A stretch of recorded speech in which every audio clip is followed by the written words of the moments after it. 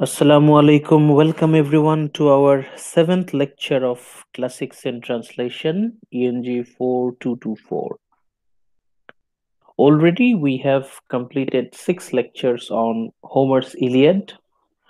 আমরা আমাদের যে তিনটা ব্রড কোয়েশ্চেন, আমাদের তিনটা মেইন ব্রড কোয়েশ্চেন, ওই তিনটা ব্রড কোয়েশ্চেনের উপর বেস করেই কিন্তু আমরা প্রত্যেকটা লেকচারের আলোচনা আমরা করে এসেছি। আজকে আমরা টেক্সচুয়াল অ্যানালিসিস মোটামুটি শেষ করছি। আপনারা দেখতে পাচ্ছেন আজকে আমাদের আলোচনার বিষয় বুক 24। The title of this chapter is Priam and Achilles. আজকেও আমরা চেষ্টা করব গত ক্লাসগুলোতে যেভাবে আমরা অ্যানালিসিস করেছি সেইভাবেই আমরা আগাবো। আমাদের অ্যাপ্রোচটা কি ছিল? আমাদের অ্যাপ্রোচ ছিল ব্রড কোয়েশ্চেন অনুযায়ী আমাদের আলোচনাগুলো সাজানো। আমাদের তিনটা ব্রড কোয়েশ্চেন অলরেডি আপনাদের ডিক্লেয়ার করা আছে। Broad question 1, you need to evaluate Homer's Iliad as a classic epic. প্রতি ক্লাসেই আমরা বলছি যে ক্লাসিক এপিক যদি প্রমাণ করতে চাই তাহলে আমাদের কি কি বিষয়ে অবশ্যই আলোচনা করতে হবে। প্রথমে, at first we need to establish whether Homer's Iliad is an epic or not. A long narrative poem full of actions. Obviously এই দিক থেকে Homer's Iliad is a successful epic. এখন কথা হচ্ছে এটা কি ক্লাসিক কিনা, আমরা কি এটাকে ক্লাসিক বলতে পারি কিনা।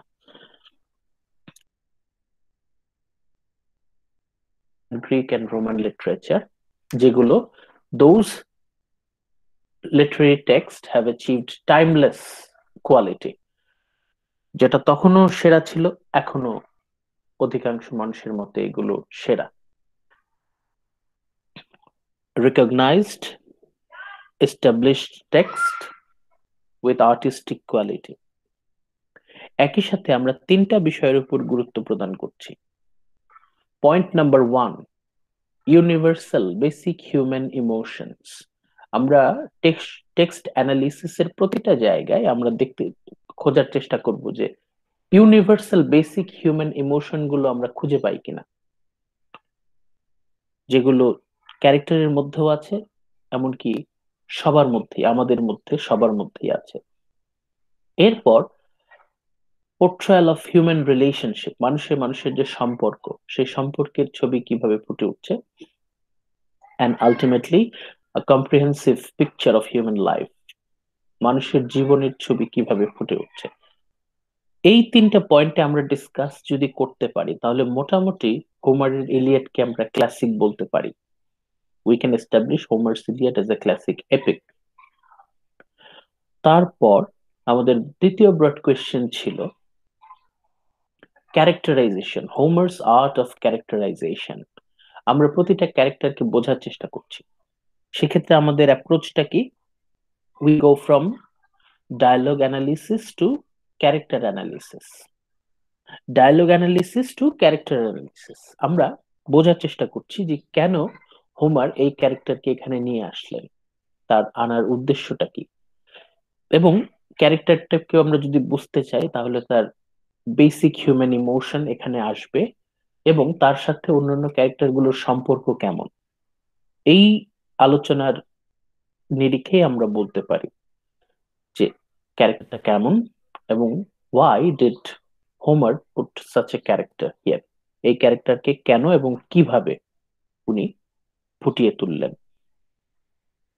আমাদের লাস্ট ব্রড কোয়েশ্চেন ছিল দ্য থিম অফ ওয়ার, যুদ্ধের প্রতিচ্ছবি, যুদ্ধের সংজ্ঞা। প্রতিটা ক্যারেক্টার তাদের পয়েন্ট অফ ভিউ থেকে আমরা বোঝার চেষ্টা করব হোয়াট ইজ ওয়ার, যুদ্ধ মানে কি।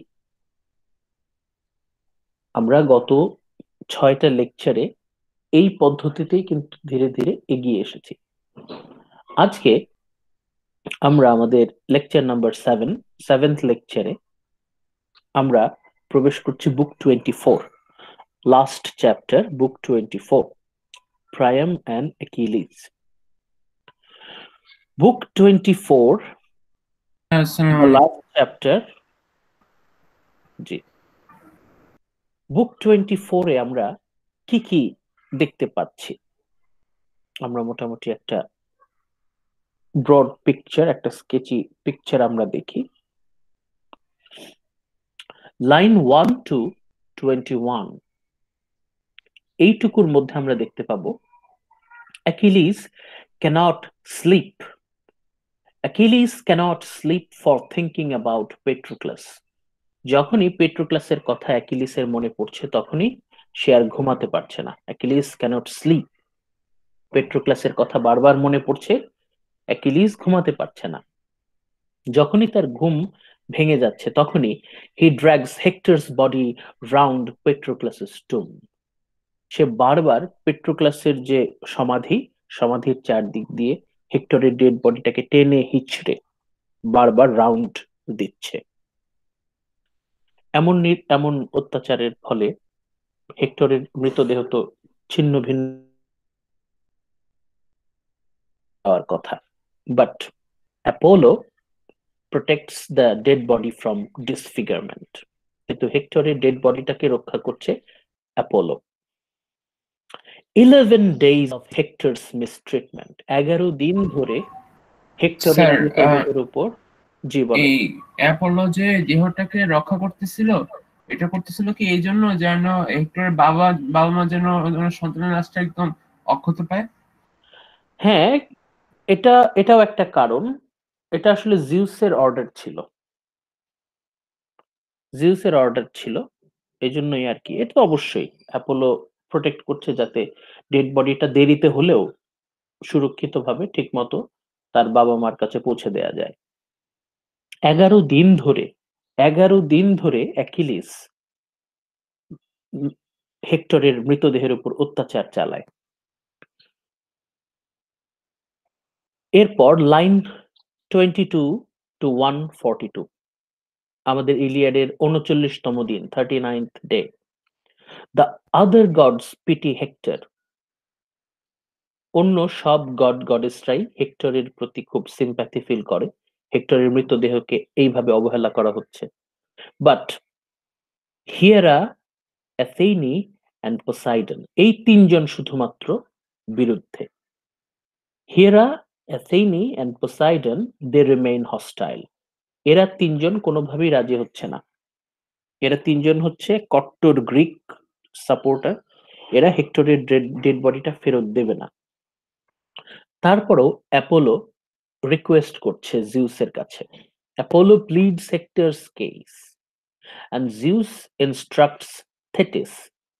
জিউস তারপর অ্যাকিলিসের মা থেটিসকে বলল যে যাও, তুমি তোমার ছেলের কাছে যাও, তোমার ছেলেকে গিয়ে বুঝাও, he must return the body. এটা হচ্ছে জিউসের অর্ডার। জিউস থেটিসকে আদেশ দিল যে তুমি যাও, তোমার ছেলের কাছে গিয়ে বলো যে enough, 11 days you have mistreated Hector's dead body, অনেক হলো, এখন তুমি থামো, you must return the dead body. থেটিসকে এই নির্দেশ কে দিল? জিউস দিল।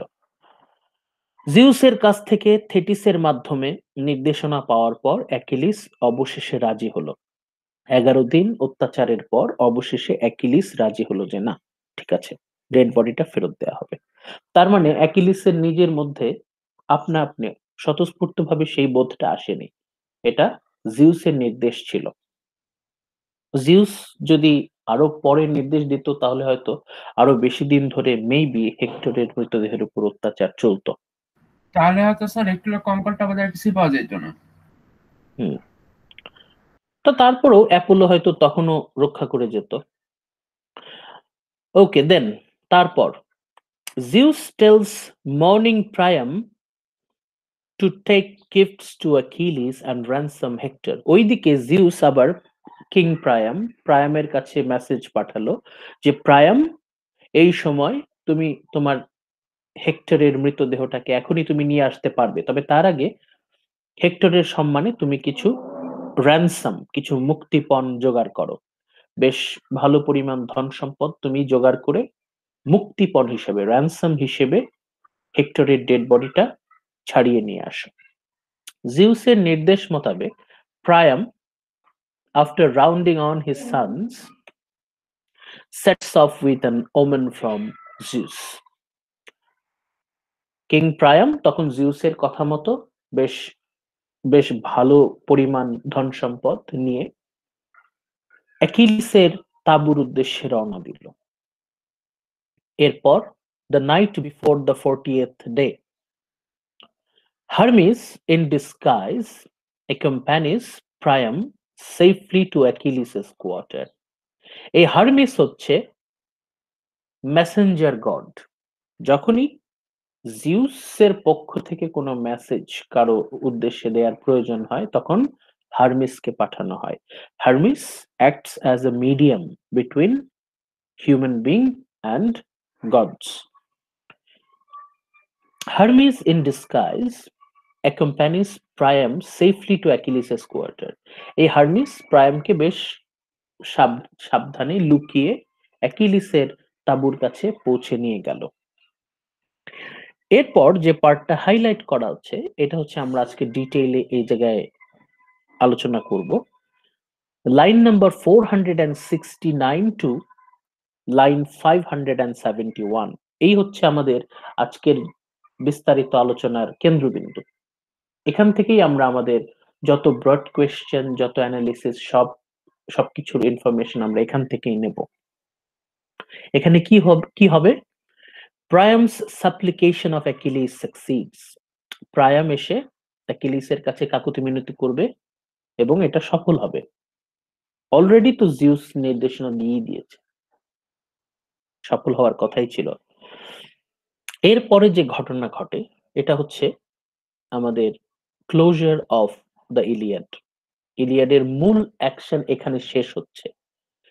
দে বোথ উইপ, একসাথে তারা অশ্রু বিসর্জন করে, তারা একসাথে কান্না করে। And Achilles compares Priam's fate with that of his own father Peleus.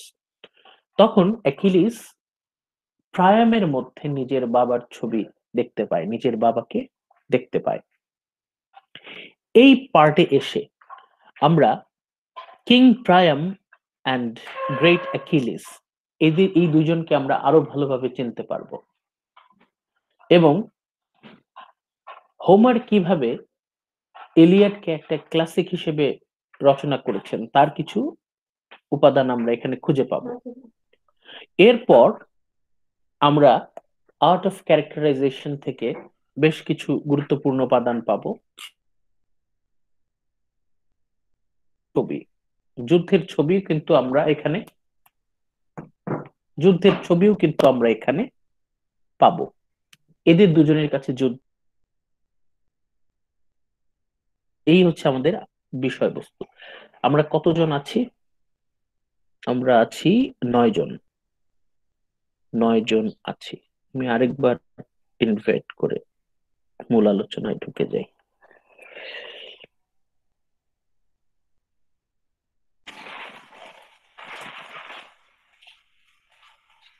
যদি কারো ঢুকতে প্রবলেম হয় কোড দিয়ে ঢুকতে বলবেন, কোডও আলাদা করে দেয়া আছে। Let's start our text. Priam supplicates Achilles. প্রায়াম অ্যাকিলিসের কাছে এসে কাকুতি মিনতি করছে। Supplicating Achilles, Priam addressed him. কিভাবে প্রায়াম অ্যাকিলিসের সাথে কথা বলছে আমরা কথা বলার ভঙ্গিটা একটু লক্ষ্য করি। Remember your own father, godlike Achilles, who is the same age as I am, and on the threshold of miserable old age. Remember your own father. কিভাবে কথা শুরু করলো প্রায়াম?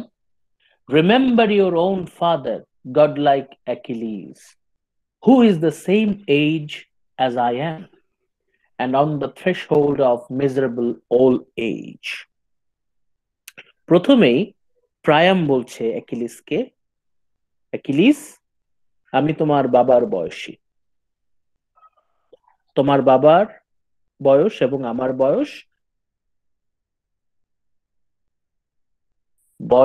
বয়সের ভারে নুজ্জ, আমরা দুজনেই বয়সের ভারে জর্জরিত। এখন এই যে যেভাবে প্রায়াম তার কথা, তার কাকুতি মিনতি শুরু করলো, এটার সাথে কি আমাদের বাস্তব জীবনের আমরা মিল পাই কিনা?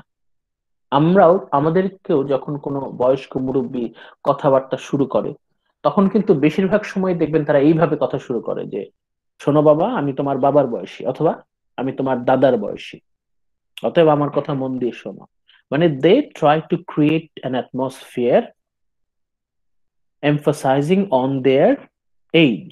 তারা তাদের বয়সের উপর গুরুত্ব দিয়ে, এবং স্পেশালি বাবা দাদা, এই রেফারেন্স দিয়ে তারা একটা বেশ ডমিনেটিং অ্যাটমসফিয়ার সৃষ্টি করার চেষ্টা করে। মানে এখনো আমাদের মুরব্বীরা কিন্তু এইভাবেই কথা বলে, এখনো বলে, হাজার হাজার বছর আগে প্রায়ামও ওই একই ভাবে কথা বলছে।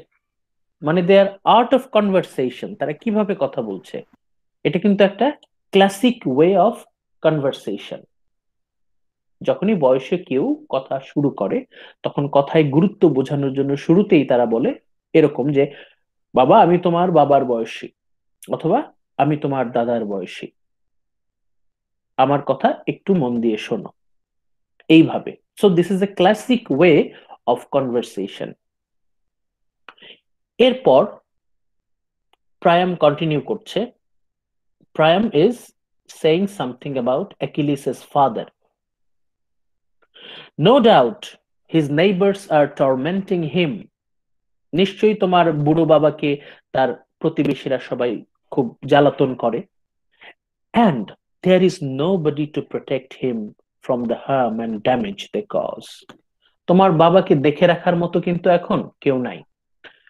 মানে অ্যাকিলিসের মনের মধ্যে একটু গিল্ট ফিলিং জাগ্রত করে তাকে একটু সফট করতে চাচ্ছে, মেন্টালি একটু সফট করতে চাচ্ছে। প্রায়াম বলছে যে, তোমার বাবা এখন খুবই বয়স্ক, আমারই মতো বয়স তার, তার তো দুঃখ কষ্টের সীমা নাই, তার প্রতিবেশীরা নিশ্চয়ই ক্রমাগত তাকে জ্বালাতন করে, কিন্তু তাকে তো রক্ষা করার মতো কেউ নাই।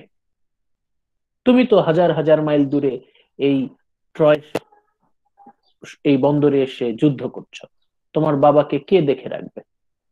এই কথা বলে অ্যাকিলিসের মনটা একটু নরম করার চেষ্টা করছে। এটাও একটা classic way of managing someone's mind. কাউকে পারসুয়েট করার ক্ষেত্রে প্রথমে একটু গিল্ট ফিলিং জাগ্রত করানো। কাউকে যদি কোনো কিছু বিষয়ে কনভিন্স করতে চান, সবার আগে তার ভিতরে কিছু গিল্ট ফিলিংস জাগ্রত করতে হয়। এতে কি হয়?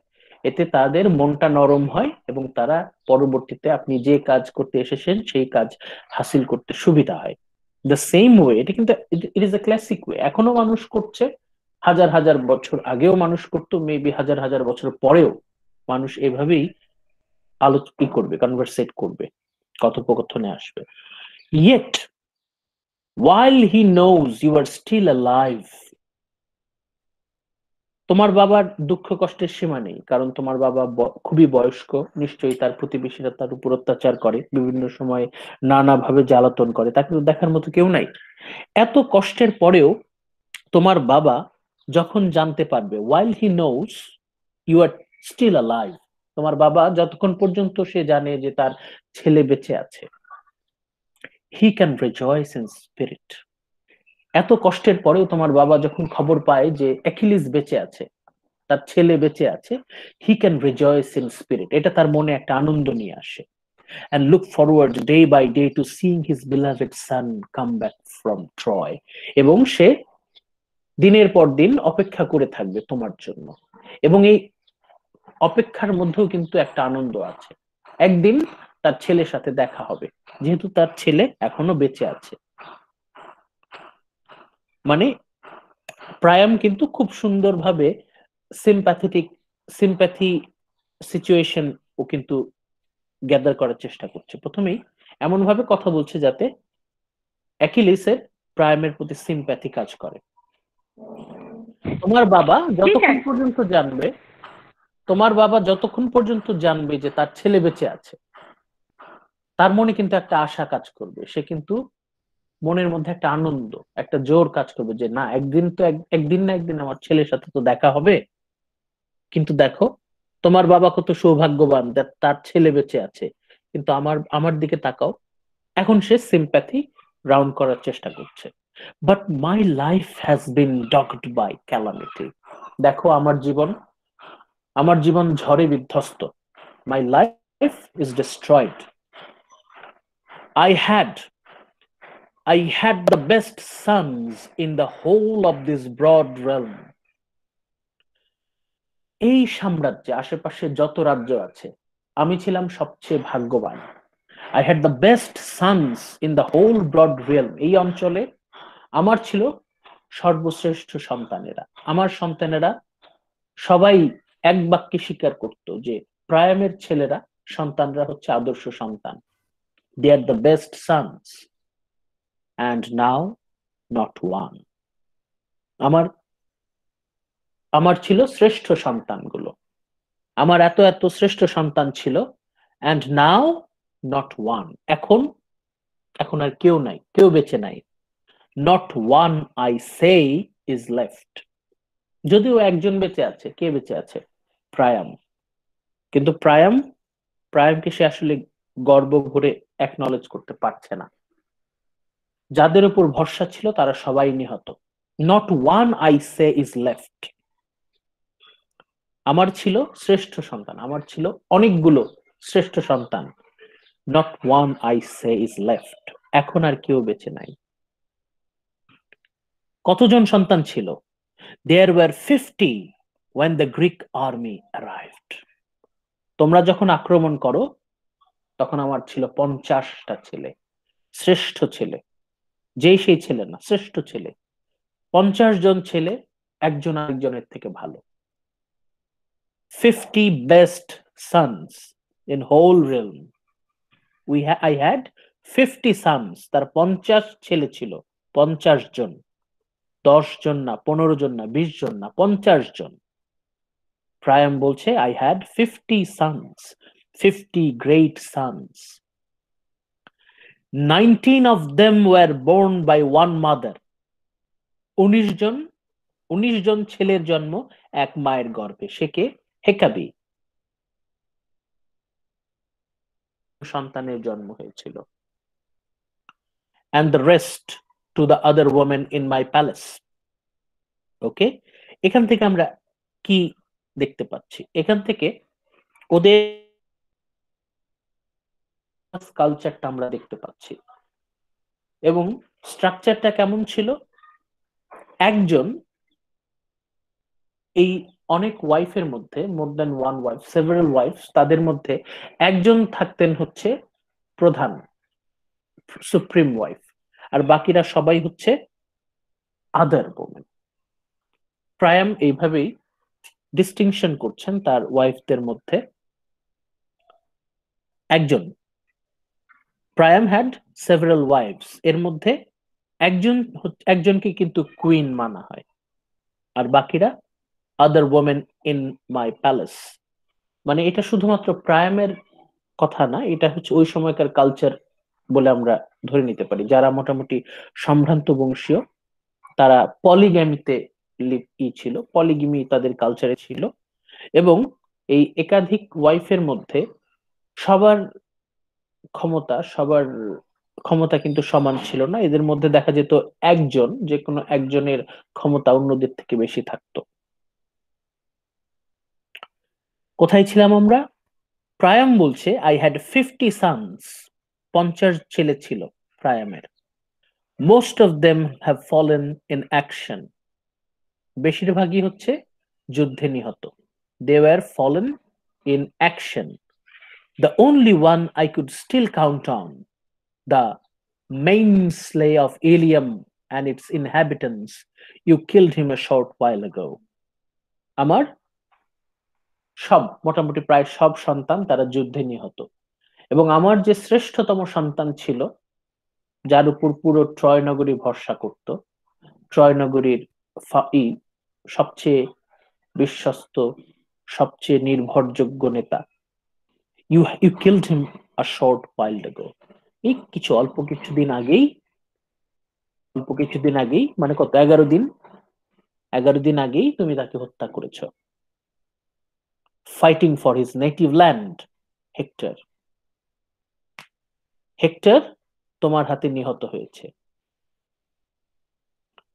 মানে এরকম আস্তে আস্তে সে কিন্তু খুব আস্তে আস্তে ধীরে ধীরে সিম্প্যাথি গেইন করার চেষ্টা করছে। ধীরে ধীরে ধীরে ধীরে সে কিন্তু প্রথমেই বলছে না, সে ধীরে ধীরে বলছে, যাতে অ্যাকিলিসের মনটা নরম হয় এবং অ্যাকিলিস সিম্প্যাথি ফিল করে। This is the art of conversation, যেটা আমরা প্রাইমের ডায়ালগ থেকে পাচ্ছি। হোমার খুব সফলভাবেই প্রাইমের ডায়ালগের মাধ্যমে আর্ট অফ কনভারসেশনটা আমাদেরকে দেখানোর চেষ্টা করছেন, the classic way of conversation. এখানে আমরা একই সাথে বেসিক হিউম্যান ইমোশন পাচ্ছি, একই সাথে আমরা হিউম্যান রিলেশনশিপ, প্রায়ামের সাথে তার ছেলেদের সম্পর্ক কেমন ছিল, তার ওয়াইফদের সম্পর্ক কেমন ছিল, তার কিছু সংকেত পাচ্ছি। ইভেন পিকচার অফ লাইফ, ওই সময়ের মানুষের জীবন যাপন কেমন ছিল, তারা কিভাবে কথা বলতো, তাদের ম্যারেজ সিস্টেম সম্পর্কে একটু আইডিয়া পাচ্ছি। ইভেন তারা কিভাবে সিম্প্যাথি গেইন করার চেষ্টা করতো সেটারও একটা নমুনা কিন্তু আমরা দেখতে পাচ্ছি। It is to get him back from you that I have now come to the Greek ships, bringing an immense ransom with me. অবশেষে এত কথা বলার পর, বেশ অনেক কথা বলার পর, প্রায়াম অবশেষে তার মূল উদ্দেশ্যের কথা বলছে, যে কেন সে এসেছে। It is to get him back. আসলে তো হেক্টরকে নিয়ে যাওয়ার জন্য না, হেক্টরের ডেড বডিটা নিয়ে যাওয়ার জন্য সে এসেছে। It is to get him back from you that I have now come to the Greek ships. আমি খালি হাতে আসিনি, I have brought an immense ransom with me. তাহলে প্রায়াম কি চমৎকার ভাবে কনভারসেশন অ্যাটমসফিয়ার ক্রিয়েট করছে। প্রথমে সিম্প্যাথি গেইন করার চেষ্টা করছে তার বাবার কথা বলে, তার বাবার দুর্দশার কথা বলে অ্যাকিলিসের মনটা একটু নরম করার চেষ্টা করছে। তারপর বাবার সাথে তুলনা করে প্রায়াম বলছে যে তোমার বাবার থেকে আমার অবস্থা আরো খারাপ। আমার 50টা ছেলে ছিল, সবাই নিহত, প্রায় সবাই নিহত। এদের মধ্যে আমার সবচেয়ে আদরের ছেলে Hector, you killed him a short while ago.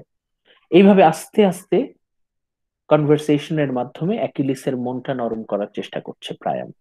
এবং শেষে গিয়ে ট্রাম্প কার্ডটা দিল। কিভাবে কিভাবে শেষে গিয়ে বলল যে তুমি ভেবো না, আমার ছেলের মৃতদেহ নিতে আমি খালি হাতে আসিনি। I have also ব্রট him an immense ransom। আমার যা কিছু আছে মোটামুটি আমি আমার সবকিছু নিয়ে এসেছি। আমার সবকিছুর বিনিময়ে আমার ছেলের মৃতদেহটাকে নিয়ে যাব। এই যে কিভাবে হোমার, দেখেন আমরা যদি ডায়ালগ অ্যানালিসিস থেকে ক্যারেক্টার অ্যানালিসিস করি, তাহলে প্রায়াম কেমন মানুষ, তার ক্যারেক্টার অ্যানালিসিসটা কিন্তু আমরা তার ডায়ালগ অ্যানালিসিস থেকেই বুঝতে পারি। মানে প্রায়াম ইজ সে যথেষ্ট বিচক্ষণ, যথেষ্ট বুদ্ধিমান এবং যথেষ্ট এক্সপিরিয়েন্সড। তার অভিজ্ঞতা অন্য যে কারো থেকে অনেক বেশি সমৃদ্ধ। এবং এই খুব ভালো করেই জানে, প্রায়াম খুব ভালো করেই জানে যে অ্যাকিলিসের সাথে কিভাবে কথা বলতে হবে। The way of conversation, the art of conversation, এটা আমরা এখান থেকে দেখতে পারি। এবং এটা কিন্তু ইটস নট অড, এই টেকনিক কিন্তু এখনো ব্যবহার হচ্ছে প্রায় 3000 বছর পরে, 2020 সালে এখনো কিন্তু মোটামুটি এইভাবেই মানুষ কথা বলে। কারো কাছ থেকে কোনো কিছু যদি আমরা হাসিল করে নিতে চাই, তাহলে আমাদেরকে এইভাবেই আগাতে হবে। The art of conversation. Let's carry on, next স্লাইডে যাই।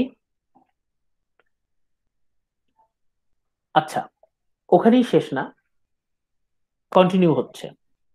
প্রায়াম কথা বলে যাচ্ছেন, Achilles, respect the gods and have pity on me, remembering your own father. আবার বাবার কথা মনে করিয়ে দিচ্ছে। মানে অ্যাকিলিসের মনটা যেন নরমই থাকে, তার মনটা যেন আবার শক্ত না হয়ে যায়, এই জন্য সে কন্টিনিউ করছে। এখন সে গডসদের নিয়ে এসেছে, respect the gods and have pity on me. ঠিক আছে, সব দিক থেকেই অ্যাকিলিসকে নরম করার চেষ্টা করছে। রিমেম্বারিং ইউর ওন ফাদার, আবার ওর বাবার কথা মনে করিয়ে দিচ্ছে। I am even more entitled to pity. তোমার বাবার থেকে আমার অবস্থা সত্যিই আরো বেশি শোচনীয়। আমি বরং তোমার বাবার থেকে বেশি করুণা প্রার্থী। আমাকে বেশি করুণা করা উচিত তোমার। Since I have brought myself to do something no one else on earth has done. আমি এখন এমন কিছু করতে যাচ্ছি, আমি এখন এমন কিছু করব,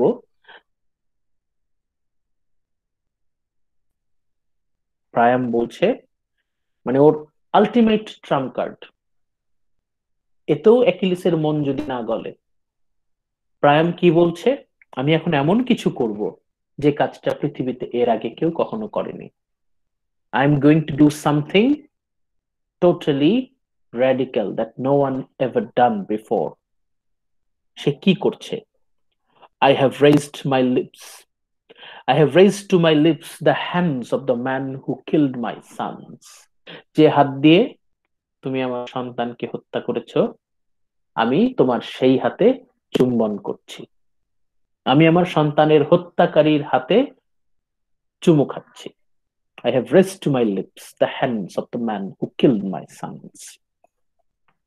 কতখানি অসহায় হলে, কতখানি অসহায় হলে একজন পিতা এটা করতে পারে? এমন তো না যে হেক্টর জীবিত, হেক্টর তো মৃত। হেক্টরের মৃতদেহ পাওয়ার জন্য, মৃতদেহটাকে নিয়ে যাওয়ার জন্য সে কি করছে? Priam is kissing the hand of the killer of his son. এই ছিল last attack, emotional attack from Priam to Achilles. এই ছিল চূড়ান্ত emotional attack from Priam to Achilles. With these words, he awoke in Achilles a longing to weep for his own father. অ্যাকিলিসের মনে অবশেষে, অ্যাকিলিসের মনে অবশেষে তার বাবার জন্য মায়া জাগ্রত হলো, এবং অ্যাকিলিস, ওর চোখে জল। অ্যাকিলিস অবশেষে নরম হলো, অ্যাকিলিস অবশেষে ওর ভেতরটা নরম হলো। With these words he awoke in Achilles a longing to weep. এখন অ্যাকিলিসের মনের ভেতর কান্নার অনুভূতি জাগ্রত হচ্ছে, ফর হিজ ওন ফাদার, বাবার কথা মনে করে। Taking the old man's hand, taking the old man's hand, Achilles gently put him from him, and they were both overcome by their memories. Achilles প্রায়ামের হাত ধরল, হাত ধরে তাকে তুলল। They were both overcome by their memories. Achilles এবং প্রায়াম এরা প্রত্যেকেই নস্টালজিক হয়ে পড়ল, তারা তাদের স্মৃতি দ্বারা আবেগাক্রান্ত হয়ে গেল। প্রায়াম huddled at Achilles' feet and slaying Hector. প্রায়াম অ্যাকিলিসের পা জড়িয়ে ধরল এবং হেক্টরের কথা মনে করে চিৎকার করে কাঁদতে লাগলো। And Achilles wept aloud. Achilles wept for his father and then again for Patroclus. প্রায়াম হেক্টরের জন্য কাঁদছে অ্যাকিলিসের পা ধরে, অ্যাকিলিস তার বাবার কথা মনে করে কাঁদছে, পেট্রোক্লাসের কথা মনে করে কাঁদছে, দুজনে একসাথে কাঁদছে। Priam is crying, weeping aloud, Achilles is also weeping. প্রায়ামও কাঁদছে, অ্যাকিলিসও কাঁদছে। Basic human emotion, universal basic human emotion, bereavement, শোক। প্রায়াম হেক্টরের স্মরণে, অ্যাকিলিস পেট্রোক্লাসের স্মরণে, এরা দুজনেই একত্রে কাঁদছে, একসাথে কাঁদছে। A basic human emotion, universal basic human emotions. The house was filled with sounds of their lamentation. Achilles প্রায়াম তাদের আর্তনাদে পুরো ঘর ভরে উঠল। অবশেষে অ্যাকিলিসের মনটাও যে নরম তা আমরা দেখতে পাচ্ছি। Achilles is not completely a heartless person. অ্যাকিলিসের মধ্যেও কিছুটা হলেও মানবতা আছে, নইলে তো সে প্রায়ামের সাথে কাঁদতো না। দে আর উইপিং টুগেদার, তারা একসাথে আর্তনাদ করছে, একসাথে তারা হাহাকার করছে।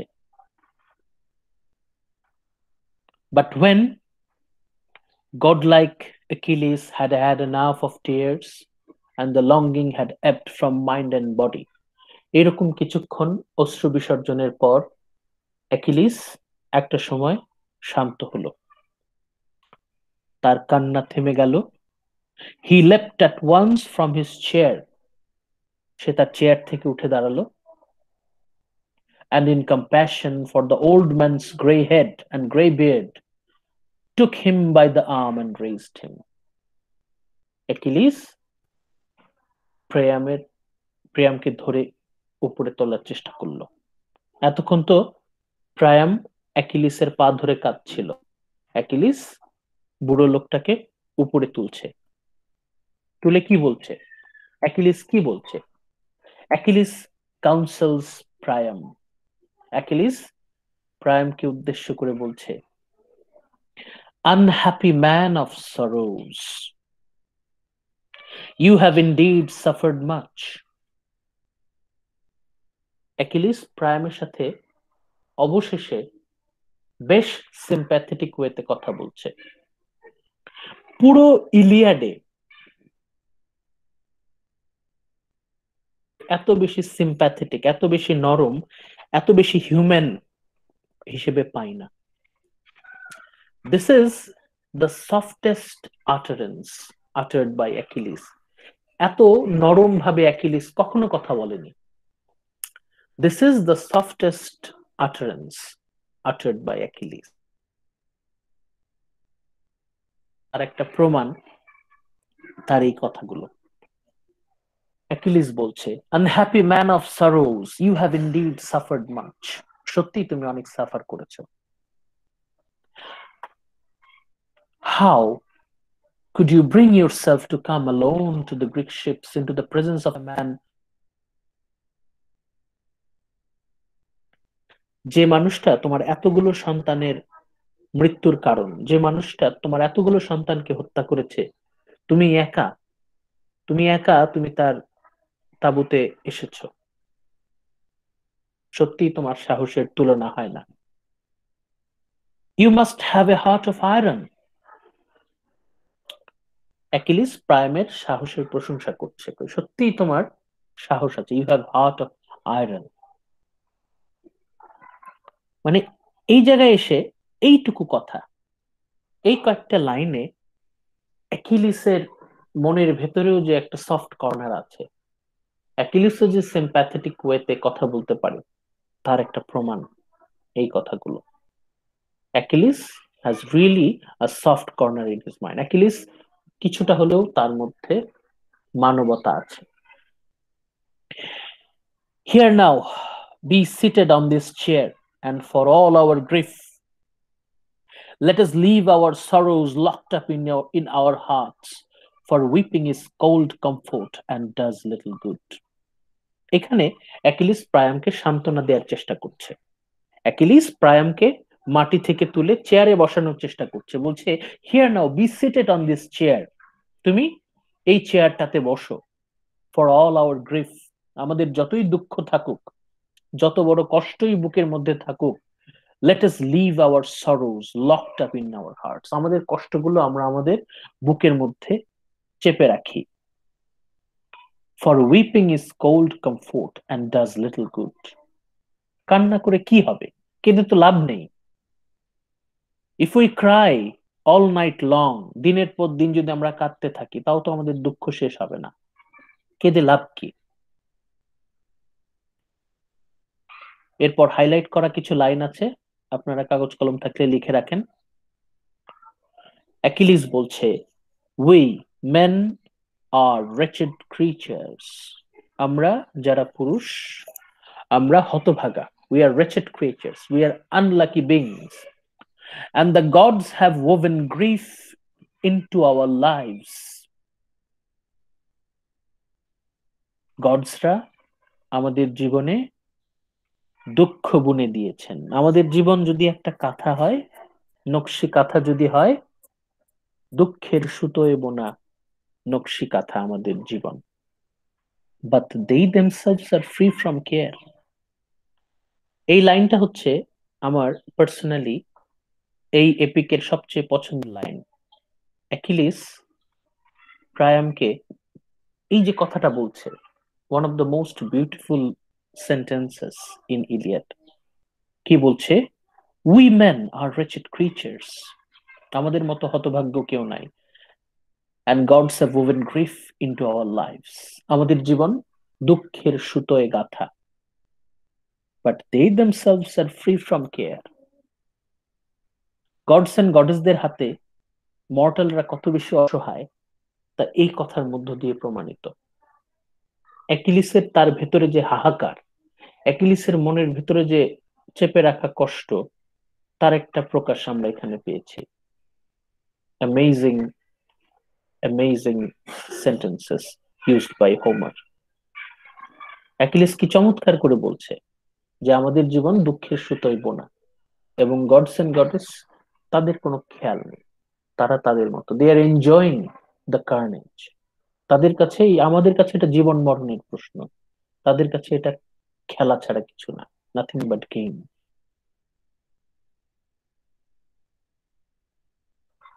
Zeus, who delights in thunder, has two jars standing on the floor of his palace in which he keeps his gifts. যখন কোন একটা মানুষের জন্ম হয় তখন তার নিয়তিতে দুটো জার, দুটো পাত্র থেকে উপহার দেয়া হয়। কে দেন? জিউস দেন। একটা পাত্রে আছে হচ্ছে evils, evils in one and blessings in the other. একটা পাত্রে আছে হচ্ছে দুর্ভাগ্য, আরেকটা পাত্রে আছে সৌভাগ্য।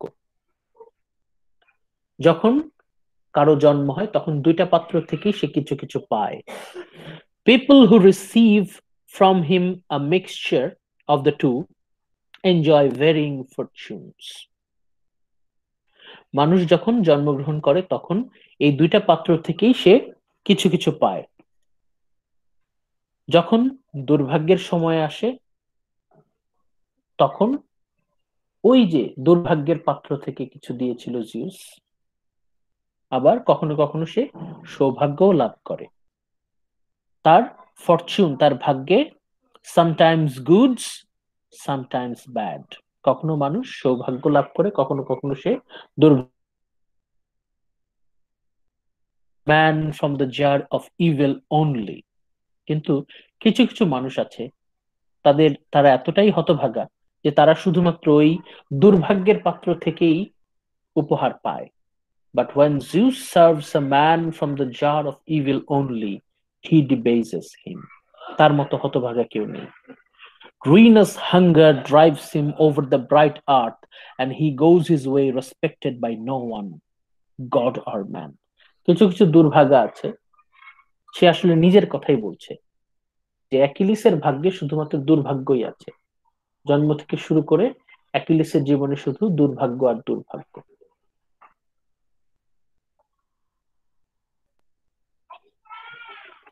অ্যাকিলিস বলছে, look at my father Peleus. Achilles তার বাবার কথা মনে করছে। এই জায়গাটা গুরুত্বপূর্ণ, এইখানে অ্যাকিলিসের সাথে তার বাবার সম্পর্কটা কেমন তার একটা ছবি আমরা পাচ্ছি। রিলেশনশিপ বিটুইন অ্যাকিলিস এন্ড অ্যাকিলিসের father. Look at my father Peleus, from the moment he was born the gods showered splendid gifts on him. জন্মের পর থেকে আমার বাবা সৌভাগ্যের মধ্য দিয়ে গেছে। Fortune and wealth unparalleled among men, তার মতো এত সৌভাগ্য, এত ধন সম্পত্তি আর কজনের ছিল। Lordship over the myrmidons, পৃথিবীর শ্রেষ্ঠ সৈন্যদের নেতা ছিলেন Peleus. And though he was a man, a goddess for his wife. একজন মর্টাল বিং, মানুষ হওয়া সত্ত্বেও স্ত্রী হিসেবে উনি পেয়েছিলেন একজন সি নিম্ফ, গডেসকে। But the god also gave him his share of evil. শুধু সৌভাগ্যই তিনি পাননি, দুর্ভাগ্য পেয়েছিলেন। No children in his palace to follow his steps. তার ভবিষ্যৎ প্রজন্মকে এগিয়ে নেয়ার জন্য, তার বংশ রক্ষার জন্য তার আর কোনো সন্তানাদি হলো না। Only a single son, তার একটা মাত্র পুত্র, and he destined for an untimely death, এবং তার ছেলে অকালে মৃত্যুবরণ করবে। What is more, even though he is growing old, he gets no care for me. সে বয়সের ভারে জর্জরিত, অথচ আমার কাছ থেকে সে কোনো যত্ন পাচ্ছে না। He gets no care from me because I'm sitting here around here in Troy, far from the land of my fathers. হাজার হাজার মাইল দূরে আমি এসে seeing to you and your children, তোমাকে এবং তোমার সন্তানদেরকে দেখাশোনা করছি। এখানে একটু সার্কাজম করছে যে আমার বাবাকে দেখাশোনা করার বদলে আমি এখন ট্রয়ে এসে তোমাকে আর তোমার সন্তানদেরকে দেখাশোনা করছি। আমার বাবা জীবনের শুরুতে উনি সৌভাগ্য উপভোগ করেছেন, এখন তার কপালে শুধু দুর্ভাগ্য, কষ্ট, যন্ত্রণা। অ্যাকিলিস বেশ দীর্ঘ সময় ধরে বেশ নরম স্বরে কথা বলছে, অনেকক্ষণ ধরে কিন্তু অ্যাকিলিসের মধ্যে বেশ সিম্প্যাথেটিক টোন আমরা খেয়াল করছি। অ্যাকিলিস কিন্তু সাধারণত এইভাবে কথা বলে না। Achilles really soft, really human way of talking. Now we have heard, venerable sir, এখন আমরা সবাই জানি, there was a time when fortune smiled on you. তখন প্রায়ামকে উদ্দেশ্য করে অ্যাকিলিস বলছে, dear Priam, dear Trojan king Priam, তুমিও এক সময় সৌভাগ্য উপভোগ করেছো। There was a time when fortune smiled on you. তুমিও এক সময় অনেক সৌভাগ্য উপভোগ করেছো। They say, লোকে বলে, there was sun in the all lands.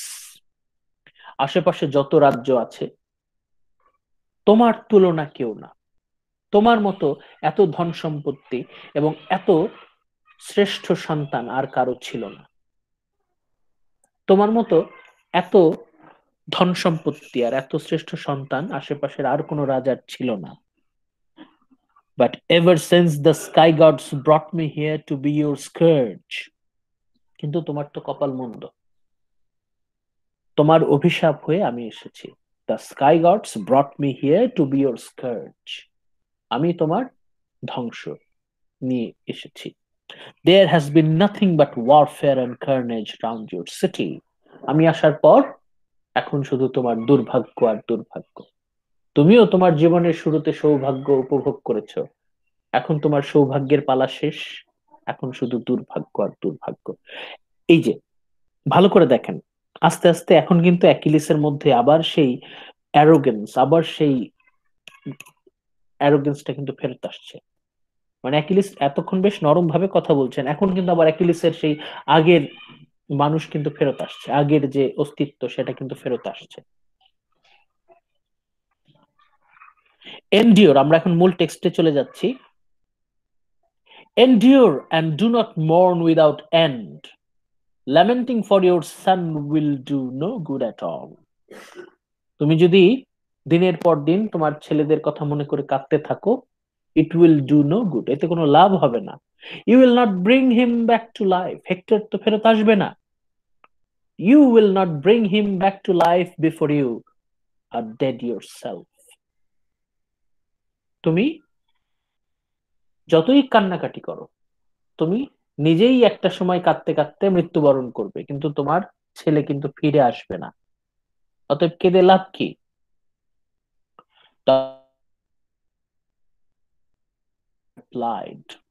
এখন প্রায়াম উত্তর দিচ্ছে,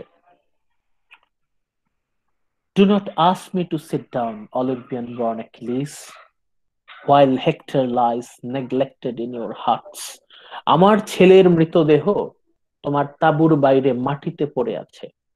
আমার ছেলের লাশ মাটিতে রেখে আমি কিভাবে তোমার চেয়ারে বসি তুমি আমাকে বলতে পারো? মানে এই যে চিরন্তন হাহাকার, যে বাবা ছেলের মৃতদেহটাকে নিতে আসছে, বাইরে ছেলের মৃতদেহ ধুলার মধ্যে পড়ে আছে, সেই ধুলায় ধূসরিত লাশ রেখে কিভাবে বাবা চেয়ারে বসে? সে বলছে, my son lies neglected in your huts, how could I sit in your chair. এই যে বাবার হৃদয়ে যে যন্ত্রণাটা, বাবা তার সবচেয়ে আদরের সন্তানকে হারিয়েছে, এই যে তার ইমোশন, তার ভেতরকার যে পেইন, অ্যাগনি, এটা প্রকাশ পাচ্ছে। এটা কিন্তু একটা ইউনিভার্সাল পেইন, সবাই বুঝতে পারে যে কি পরিমাণ যন্ত্রণা এটা। বিশেষ করে প্রতিটা বাবা যারা তাদের ছেলেকে হারিয়েছে, আমরা জানি যে এই পৃথিবীতে বাবার কাছে সবচেয়ে ভারী বোঝা হচ্ছে বাবার পিঠে সন্তানের লাশ। এখানে এই যে ইউনিভার্সাল ইমোশনটা, ইউনিভার্সাল হিউম্যান ইমোশন, এটা কিন্তু সবার হৃদয়কে স্পর্শ করে। But give him back to me without delay, যত তাড়াতাড়ি সম্ভব আমার ছেলের লাশটাকে ফেরত দাও। And let me set my eyes on him, আমি আমার ছেলেটাকে একটু দু চোখ ভরে দেখি শেষবারের মতো। Late me set my eyes on him, let me see him for the last time, accept the great ransom I bring। আবারও সে ওই র্যানসমের কথা মনে করিয়ে দিচ্ছে। এতক্ষণ ঠিক ছিল, এখনই অ্যাকিলিসের রাগ উঠে যাবে যখন যখন প্রায়াম দ্বিতীয়বারের মতো র্যানসমের কথা বলবে। accept the great ransom I bring, may you enjoy it and return safely to the land of your fathers। বলছে যে এই নাও, তোমার জন্য মুক্তিপণ এনেছি, enjoy it and return safely to the land of your father, since from the very first you spared my life। আচ্ছা, এই জায়গায় এসে এই কথাটা বলার ফলে আবারও যখন সে র্যানসমের কথা বলল, এই কথাটা শোনার পর অ্যাকিলিসের মাথায় আবার রাগ চেপে গেল। Looking blackly at him, swift-footed Achilles replied, now don't push me too far, venerable sir। অনেকক্ষণ ধরে অনেক কিছুই বললেন, খুব বেশি বলবেন না। Don't push me too far, অনেক বলেছেন, আর না বললেও চলবে। I have made up my mind without your help to give Hector back to you। আমি এমনিতেই হেক্টরের মৃতদেহ ফিরিয়ে দিতাম, আমাকে বারবার মুক্তিপণের কথা, র্যানসমের কথা মনে করিয়ে দিতে হবে না। A messenger from Zeus came to me, my very own mother that bore me। আমার মা জিউসের কাছ থেকে জিউসের আদেশ আমার কাছে পৌঁছে দিয়ে গেছে, আমি এমনিতেই হেক্টরের ডেড বডি ফেরত দিয়ে দিতাম, because it is will of Zeus. What more, I know all about you Priam, আমি খুব ভালো করেই জানি, you can't hide the fact that some god brought you to the Greek ships. আমি খুব ভালো করেই জানি প্রায়াম, তুমি একা একা নিজের চেষ্টায় আমার হাটের কাছে আসনি, তোমার সাথে কে এসেছিল? Some god brought you to the Greek ships. Nobody, not even a young man, would venture by himself into our camp। সে যত বড় বীরই হোক না কেন, সে যত বড় তরতাজা জওয়ানই হোক না কেন, তার সেই সাহস নাই এই আমার ক্যাম্পে এসে হানা দেয়। For one thing, he would never get past the sentries। সে তো এই যে যারা পাহারা দিচ্ছে, সেন্ট্রি, তাদের চোখে ফাঁকি দিয়ে কিভাবে আমার তাঁবুর কাছে আসবে? If he did, he would find it hard to shift the bar across the gate। গেটের সামনে যে পাটাতনটা আছে, গেটের যে বার, সেটা তো সে তুলতেই পারবে না। মানে এখানে অ্যাকিলিস খুব ভালো করেই বলছে যে প্রায়াম যেন আর বেশি বাড়াবাড়ি না করে, কারণ অ্যাকিলিস খুব ভালো করেই জানে প্রায়াম একা আসেনি, প্রায়ামের সাথে যে কোনো একজন গডস এসেছিল, আমরা জানি সেটা কে ছিল, হারমিস ছিল। So don't provoke me, so don't provoke my grief stricken heart anymore. সে বলছে আমাকে আর প্রভোক করার দরকার নেই, আমাকে আর এখানে মানে যখনই দুইবার, দ্বিতীয়বারের মতো প্রায়াম যখন র্যানসামের কথাটা উল্লেখ করলো এবং যখন সে বলল enjoy and return to your home, এই কথাটা অ্যাকিলিসের ইগোতে লাগছে আর কি। এখন অ্যাকিলিস তার আগের পুরনো মূর্তিতে ফেরত আসছে। মানে এইটাই যে অনেকেই বলতো যে বুক 24-এ অ্যাকিলিস এমন আচরণ করছে যেন টোটালি অন্যরকম একজন মানুষ, মানে সে যেন টোটালি বদলে গেছে। কিন্তু না, অ্যাকিলিস বদলে যায় নাই। অ্যাকিলিসের মনের মধ্যে একটা সফট কর্নার সবসময় ছিল, সেটা অ্যাকিলিস সবসময় লুকিয়ে রাখে। অ্যাকিলিস অলওয়েজ হাইডস ইট। এবং একটা নির্দিষ্ট সময় পরে ঠিকই অ্যাকিলিস তার নিজের রূপে ফেরত আসছে। Achilles is reappearing in his own stature, তার নিজের রূপে, স্বরূপে সে ফিরে আসছে। Sir, don't provoke my grief-stricken heart anymore, sir, or I may break the commands of Zeus. হয়তো আমি জিউসের নির্দেশও অমান্য করে ফেলবো। যদি বেশি বাড়াবাড়ি করো প্রায়াম, আমি কিন্তু জিউসের নির্দেশও মানবো না। And suppliant though you are in my hearts, fail to spare your life. এবং এমনও হতে পারে যে প্রায়াম তোমার জীবনও কিন্তু হুমকির মুখে পড়ে যেতে পারে। এখন বেশ ভালোভাবেই অ্যাকিলিস কিন্তু প্রায়ামকে থ্রেট দিচ্ছে। মানে এতক্ষণ প্রায়ামকে অনেক সম্মান করেছে, কিন্তু প্রায়াম বেশি বেশি বলে ফেলেছে। একটু বেশি বলে ফেলার কারণে এখন অ্যাকিলিস কিন্তু এখন তার আর রাগটাকে কন্ট্রোল করতে পারছে না, এই জন্য ওকে সাবধান করে দিচ্ছে। So he spoke, and the old man was afraid and did as he was told. মানে তখন একেবারে চুপ করে গেল। অ্যাকিলিসের এই ভয়ঙ্কর রূপ দেখার পর প্রায়াম আবার চুপ করে গেল। The old man was afraid, ভয় পেয়ে গেল, and did as he was told. একদম চুপি চুপি অ্যাকিলিস যেভাবে বলছে ওইভাবেই কথা মতো চলছে প্রায়াম। দেন লাইক এ লায়ন, দেখবেন অ্যাকিলিসের সাথে এই সিমিলিটা প্রচুর পরিমাণে পাবেন। গত ক্লাসেও আমরা দেখলাম যখন হেক্টর অ্যাকিলিসকে বলছিল যে leave my body, let's come to an agreement, আমরা একটা চুক্তিতে আসি, তখন অ্যাকিলিস কিন্তু বলছিল যে লায়নের সাথে হিউম্যান বিং এর কোনো চুক্তি হতে পারে না। অ্যাকিলিস নিজেকে লায়নের সাথে তুলনা করেছে সবসময়, শিকারীর সাথে তুলনা করেছে, শিকারী পশু লায়ন। লাইক এ লায়ন, এটা দেখবেন অ্যাকিলিসকে অনেক জায়গায় লায়নের সাথে তুলনা করা হয়েছে।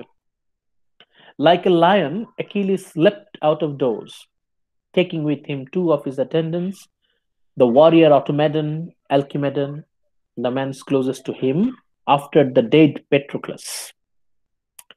ওরা তিনজন মিলে পেট্রোক্লাসের লাশের কাছে গেল।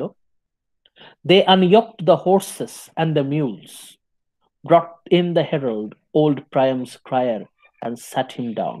প্রায়ামের সাথে এক সহকারী এসেছিল, তাকে বসালো।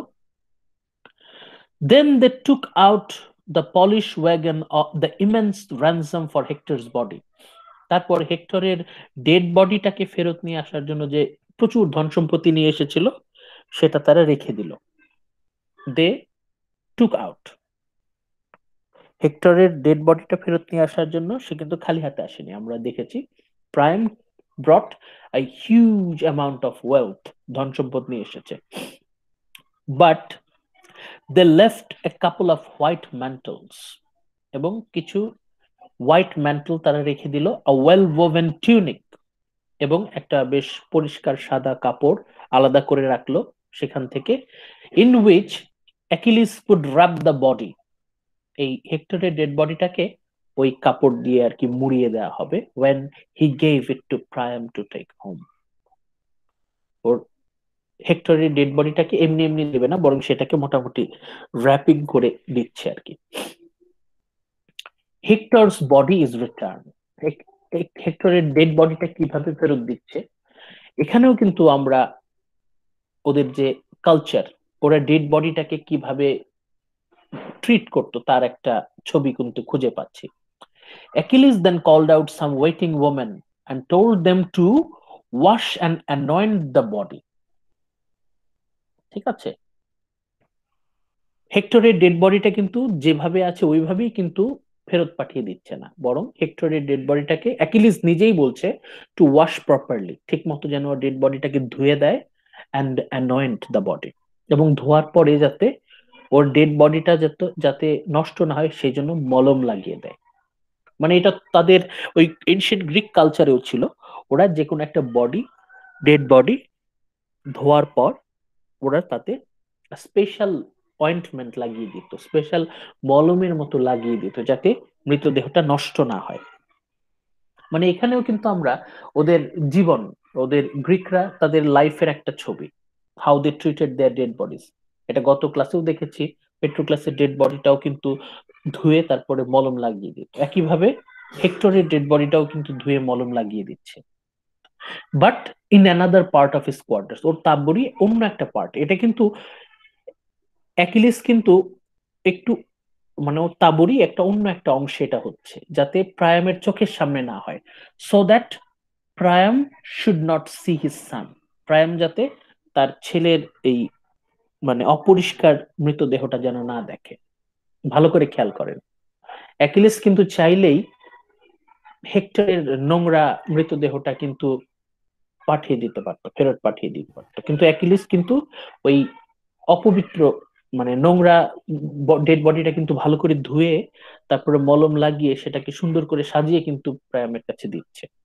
মানে এখানেও কিন্তু আমরা অ্যাকিলিসের humanity, the way Achilles is treating Hector's dead body, যদিও এতদিন সে অনেক অত্যাচার করেছে, কিন্তু লাস্ট মোমেন্টে যখন প্রায়ামের কাছে সে ডেড বডিটা ফেরত দিচ্ছে তখন কিন্তু ডেড বডিটাকে সে সাজিয়ে দিচ্ছে। এখন অনেকে বলতে পারে যে এটা হয়তো জিউসের অর্ডার ছিল, কিন্তু অ্যাকিলিস কখনোই এই গডস গডেসদেরকে অতটা পাত্তা দেয় নাই।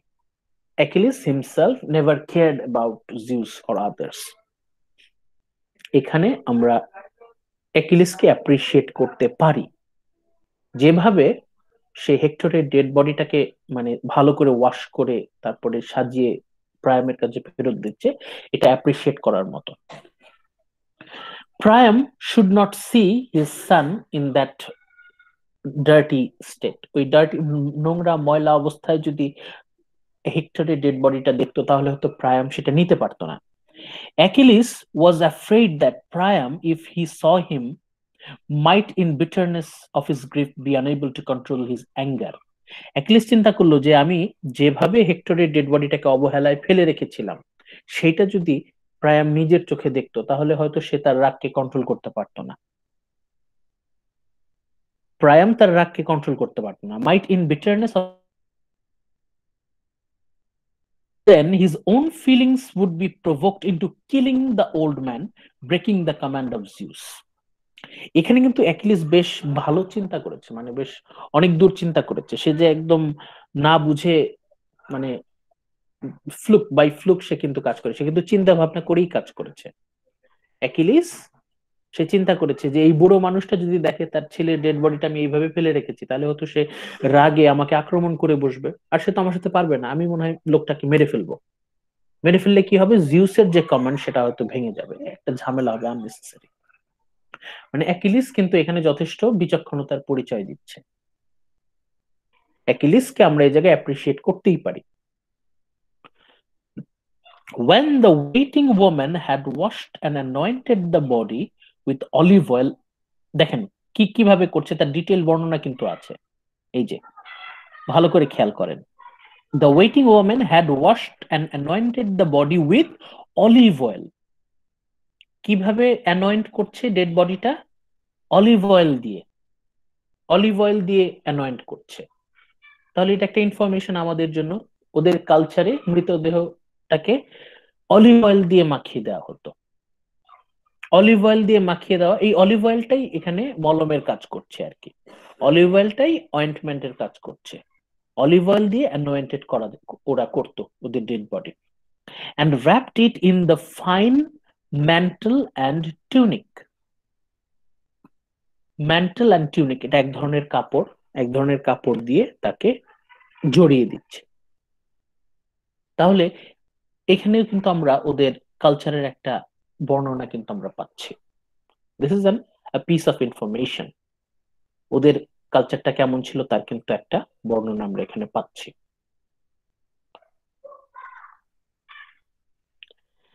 Achilles lifted it with his own hands on a bier, and his comrades helped him to put it in the well-polished wagon. এরপর অ্যাকিলিস কিন্তু নিজের হাতে, অন্যদের দিয়ে কিন্তু ডেড বডিটাকে দিচ্ছে না, অ্যাকিলিস কিন্তু হেক্টরের ডেড বডিটা নিজের হাতে ওই গাড়িতে তুলে দিচ্ছে। ভালো করে খেয়াল করেন, Achilles lifted it, the dead body, with his own hands on to a buyer.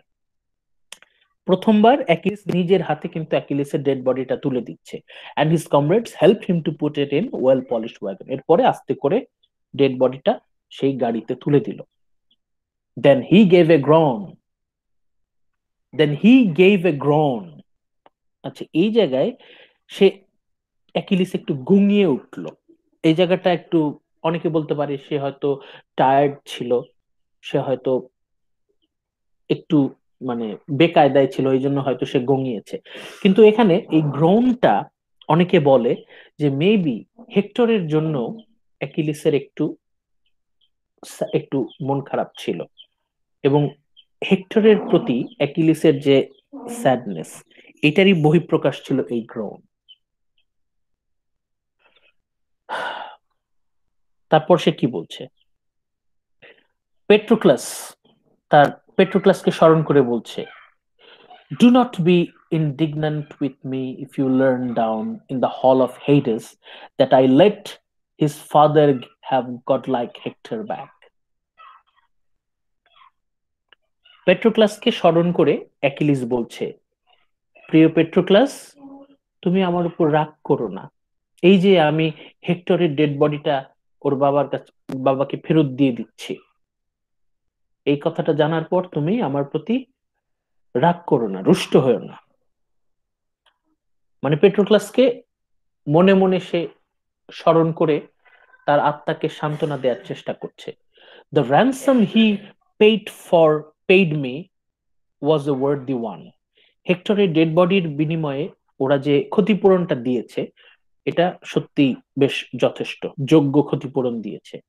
and I will see that you receive your proper share of it. এবং অ্যাকিলিস পেট্রোক্লাসকে বলছে যে তোমার সমাধিতে আমি তোমার যে অংশ সেটা আমি পাঠিয়ে দেব। গ্রিকরা বিশ্বাস করত যে যদি কারো সমাধিতে, কারো কবরে যদি ধন সম্পদ দিয়ে পুঁতে দেওয়া হয়, তাহলে ইন আফটার ওয়ার্ল্ড, পরজন্মে, in later, that spirit can use that wealth. মানে পেট্রোক্লাসের সমাধিতে, পেট্রোক্লাসের টুমে যদি এই ধন সম্পদের কিছু অংশ যদি অ্যাকিলিস রেখে দেয়, তাহলে পেট্রোক্লাসের স্পিরিট পরবর্তীতে ইন আন্ডারওয়ার্ল্ড সে এই ধন সম্পত্তি গুলো ব্যবহার করতে পারবে। মানে এটা হচ্ছে ওদের রিলিজিয়াস বিলিফ আর কি। আমাদের ধর্মে যেমন আছে যে মারা যাওয়ার পর ধন সম্পত্তি যায় না, কিন্তু ওদের কালচারে ওদের বিশ্বাস ছিল যে যদি লাশের সাথে কোনো ধন সম্পত্তি সহ তাকে কবর দেয়া যায়, অথবা তার কবরে যদি কোনো ধন সম্পত্তি পুঁতে রাখা হয়, তবে সেই স্পিরিট আন্ডারওয়ার্ল্ডে ওই ধন সম্পত্তি ব্যবহার করতে পারবে এবং তার এটা পরবর্তীতে কাজে লাগবে। সেই কালচার, সেই ফেইথ অনুযায়ী অ্যাকিলিস কিন্তু পেট্রোক্লাসকে স্মরণ করে কথাগুলো বলছে। Godlike Achilles spoke and returned to his hut. ফিরে আসলো, sat down on the inlaid chair he had left. It was on the wall opposite Priam. এরপর প্রায়ামকে সে বলছে, Your demands are granted, venerable sir. Your son has been released. সে বলল, যাও, তোমার ছেলেকে তোমার গাড়িতে তুলে দিয়েছি। He is lying on the bier, and at daybreak you will see him for yourself as you take him away. এখান থেকে নিয়ে যাও, তুমি তোমার প্রাসাদে গিয়ে তুমি মন ভরে দেখো। Now let us turn our thoughts to food. অবশেষে মানে প্রায় এতদিন গ্যাপ দেওয়ার পর অবশেষে অ্যাকিলিস এখন খাবারের কথা বলছে। এতদিন পর্যন্ত অ্যাকিলিস কিন্তু ডিরেক্টলি খাবারের কথা বলেনি, এবং কোন কোন জায়গায় বলা হয় সে এতদিন ধরে কিছুই খায়নি। ওই যে মনে আছে আপনাদের জিউসের পরামর্শে অ্যাথেনি যে ওকে গোপনে অ্যাম্ব্রোসিয়ার নেকটার খাইয়েছিল অ্যাকিলিসকে মারার আগে, 11 দিন আগে। তারপরে অনেক জায়গায় আছে যে এতদিন অ্যাকিলিস কিছুই খায়নি, এতদিন সে কিছুই খায়নি। সেই যে অ্যাথেনি ওকে নেকটার অ্যাম্ব্রোসিয়া খাইয়েছিল, এতদিন অ্যাকিলিস কিছুই খায়নি। এতদিন পরে অ্যাকিলিস খাবারের কথা মুখে আনছে। Now let us turn our thoughts to food. এই কথাটা কেন গুরুত্বপূর্ণ? অনেকেই হয়তো অ্যাভয়েড করবে যে এই কথার কি গুরুত্ব, খাবারের কথা বলছে তো কি হয়েছে। অ্যাকিলিস খাবারের কথা এর আগে কখনো বলে নাই। This is the first time. আপনারা দেখতে পারেন এরকম ডিরেক্টলি অ্যাকিলিস খাবারের কথা কখনো বলে নাই। This is the first time Achilles directly is talking about food. তার মানে কি? এর মানে হচ্ছে অ্যাকিলিসের মধ্যে যে অন্ধ রাগটা ছিল, ইন্টেন্স অ্যাঙ্গার, তার যে ডিস্ট্রাকটিভ ফিউরি, সেটা এখন আর নাই। এই জন্য সে খাবারের কথা মুখে আনতে পারছে। হোমার কিন্তু কখনোই সরাসরি ওইভাবে বলে না, বিভিন্ন সংকেতের মাধ্যমে আমাদেরকে ইঙ্গিত দেয়। এখানেও আমরা ইঙ্গিত পাচ্ছি যে হ্যাঁ, অবশেষে অ্যাকিলিস তার ভেতরের যে রাগটা সেটা হয়তো আর নাই, এই জন্য সে খাবারের কথা বলছে। অ্যাকিলিস এন্ড প্রায়াম দে ইট, তারা খাচ্ছে। এখানে একটা গল্প আছে, এই গল্পটা আপনারা পড়ে নেবেন।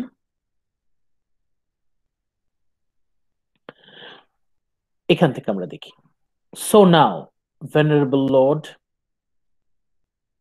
যথেষ্ট সম্মানের সাথে কিন্তু অ্যাকিলিস বলছে প্রায়ামকে, so now venerable lord, let us to also think of food, later you can weep once more for your son, পরে যদি আবার তোমার কাঁদতে ইচ্ছে করে তুমি আবার কান্না করো। when you take him into Ilium he will indeed be much mourned, সেখানে ওদের ওকে স্মরণ করে তুমি দরকার হলে আরো মানুষজন একসাথে হয়ে একসাথে কান্না করো। মানে গ্রিকরা ডেড বডিকে ঘিরে কান্না করা, হাহুতাশ করা, বিলাপ করা, এটা ওদের একটা কালচার। আমাদের ধর্মে যেমন আমাদেরকে নিষেধ করা হয় যে মৃতদেহের কাছে কাঁদতে নিষেধ করা হয়, যে যত কম কান্নাকাটি করা যায়, কিন্তু ওদের বেলা এটা উল্টা ছিল। ওরা লোক ভাড়া করে এনে বেশ সময় নিয়ে ওরা কাঁদতো। মর্নিং ওরা বলে এটাকে, বিরিভমেন্ট মর্নিং, এটা ওদের লাইফের একটা পার্ট। ওরা মানুষ ভাড়া করে নিয়ে আসতো, একসাথে কাঁদতো। সুইফট অ্যাকিলিস স্পোক, এই বলে lift up and slaughtered a white sheep with his men, skinned and carefully prepared in the usual manner. এরপর খাবার রেডি হচ্ছে। কি খাবে? অ্যাকিলিস নিজে হোয়াইট হোয়াইট শিপ সে জবাই করলো। অ্যাকিলিস কিন্তু চাইলেই অন্য কাউকে দিয়ে জবাই করাতে পারতো, কিন্তু অ্যাকিলিস নিজের হাতে করছে এবং অন্যদের সাহায্য নিয়ে সে কিন্তু চামড়া ছিলছে। এই যে স্কিনড, চামড়া ছিলছে। অ্যাকিলিস কিন্তু সরাসরি অ্যাকশনের সাথে জড়িত। এমন না যে অ্যাকিলিস কাউকে দিয়ে কাজ করিয়ে নিচ্ছে, অ্যাকিলিস কিন্তু নিজের হাতে করছে। তার মানে অ্যাকিলিস কিন্তু বেশ সিনসিয়ারলি, অ্যাকিলিস খুব সিনসিয়ারিটির সাথে সে কিন্তু প্রায়ামকে ফিস্ট দিচ্ছে একটা। Achilles slaughtered a white sheep which his men skinned and carefully prepared in the usual manner. They deftly chopped it up into small pieces, pierced the pieces on pits, roasted them carefully, and then withdrew them from the fire. দেখেন এখানে অল্প কয়েকটা barbecue প্রণালী, ওরা lamb, ওরা sheep কিভাবে process করতো তার একটা বর্ণনা কিন্তু এখানে দিচ্ছে। মানে আমরা এখানে গ্রিক কালচারের কুইজিন, ওদের রান্না বান্নারও একটা অংশ কিন্তু আমরা খুঁজে পাচ্ছি এখানে। They deftly chopped it up into small pieces, তারপর মাংসগুলো টুকরো টুকরো করলো। Pierce the pieces on spits, এরপরে ওই যে কাবাব যেমন করে শিকে লাগায় সেরকম লাগালো। রোস্টেড দেম কেয়ারফুলি, এরপর আগুনে খুব সাবধানে এগুলোকে ঝলসালো। And then withdraw them from the fire. মানে এটা হচ্ছে ওই কাবাবের মতো যেভাবে কাজ করে, বারবিকিউ সিস্টেম। এখানে অ্যাকিলিস প্রায়ামের সম্মানে বারবিকিউ করছে। ওদের কিন্তু আমরা ফুল প্রসেসটা কিন্তু দেখতে পেলাম। Automaton fetched some bread and set it out on the table in handsome baskets. এরপর একটা সুন্দর ঝুড়ির মধ্যে কিন্তু রুটি রাখছে, মানে ও- ওরা কিভাবে ওদের রুটিগুলো সাজিয়ে রাখতো তারও কিন্তু বর্ণনা এখানে আছে। Bread set it out on the table in handsome Vazquez, একটা ঝুড়ির মধ্যে রুটিগুলো রাখলো। মানে এটা গ্রিক গ্রিক ওদের গ্রিক রেস্টুরেন্ট গুলোতে গেলে, ইটালিয়ান রেস্টুরেন্ট গুলোতে গেলে দেখবেন ওরা রুটিগুলো একটা ঝুড়ির মধ্যে দেয়, একটা বাস্কেটের মধ্যে দেয়। পিকচার অফ লাইফ কিন্তু আমরা পাচ্ছি। Achilles divided the meat into portion, Achilles নিজে মাংসগুলো ভাগাভাগি করলো, and they helped themselves to the good things spread before them, their hunger and thirst satisfied। এই যে এই অংশটা, এই অংশটাতে অ্যাকিলিস মানে কি সিনসিয়ারিটির সাথে প্রায়ামকে সে করছে, আপ্যায়ন করছে, তার বর্ণনা আমরা পাচ্ছি। এটাও কিন্তু খুবই গুরুত্বপূর্ণ যখন আমরা ওই হোমারের ইলিয়াডকে ক্লাসিক এপিক হিসেবে মূল্যায়ন করতে যাব। মানে এই পার্টগুলো যদিও হয়তো চোখে পড়ে না, মনে হয় না যে খুব বেশি গুরুত্বপূর্ণ, কিন্তু এই জিনিসগুলো আসলেই গুরুত্বপূর্ণ, সত্যিই গুরুত্বপূর্ণ। মানে তখনকার মানুষের জীবনযাপন কেমন ছিল। এমনিতে তো আর বলা হয় না যে হোমারের ইলিয়াড একটা এনসাইক্লোপিডিয়া, এত ছোট ছোট ইনফরমেশন এখানে পাবেন। ওদের জীবনযাপন, ওই এনশিয়েন্ট গ্রিক লাইফটা কেমন ছিল তার একটা ডকুমেন্টারি বলা হয় এটাকে। এইভাবে একটু একটু করে, এবং এই ইনফরমেশন গুলো আমাদেরকে আরো বেশি ইনভলভ করে। আচ্ছা, আজান দিচ্ছে, আমরা 2টা মিনিট ব্রেক নেই।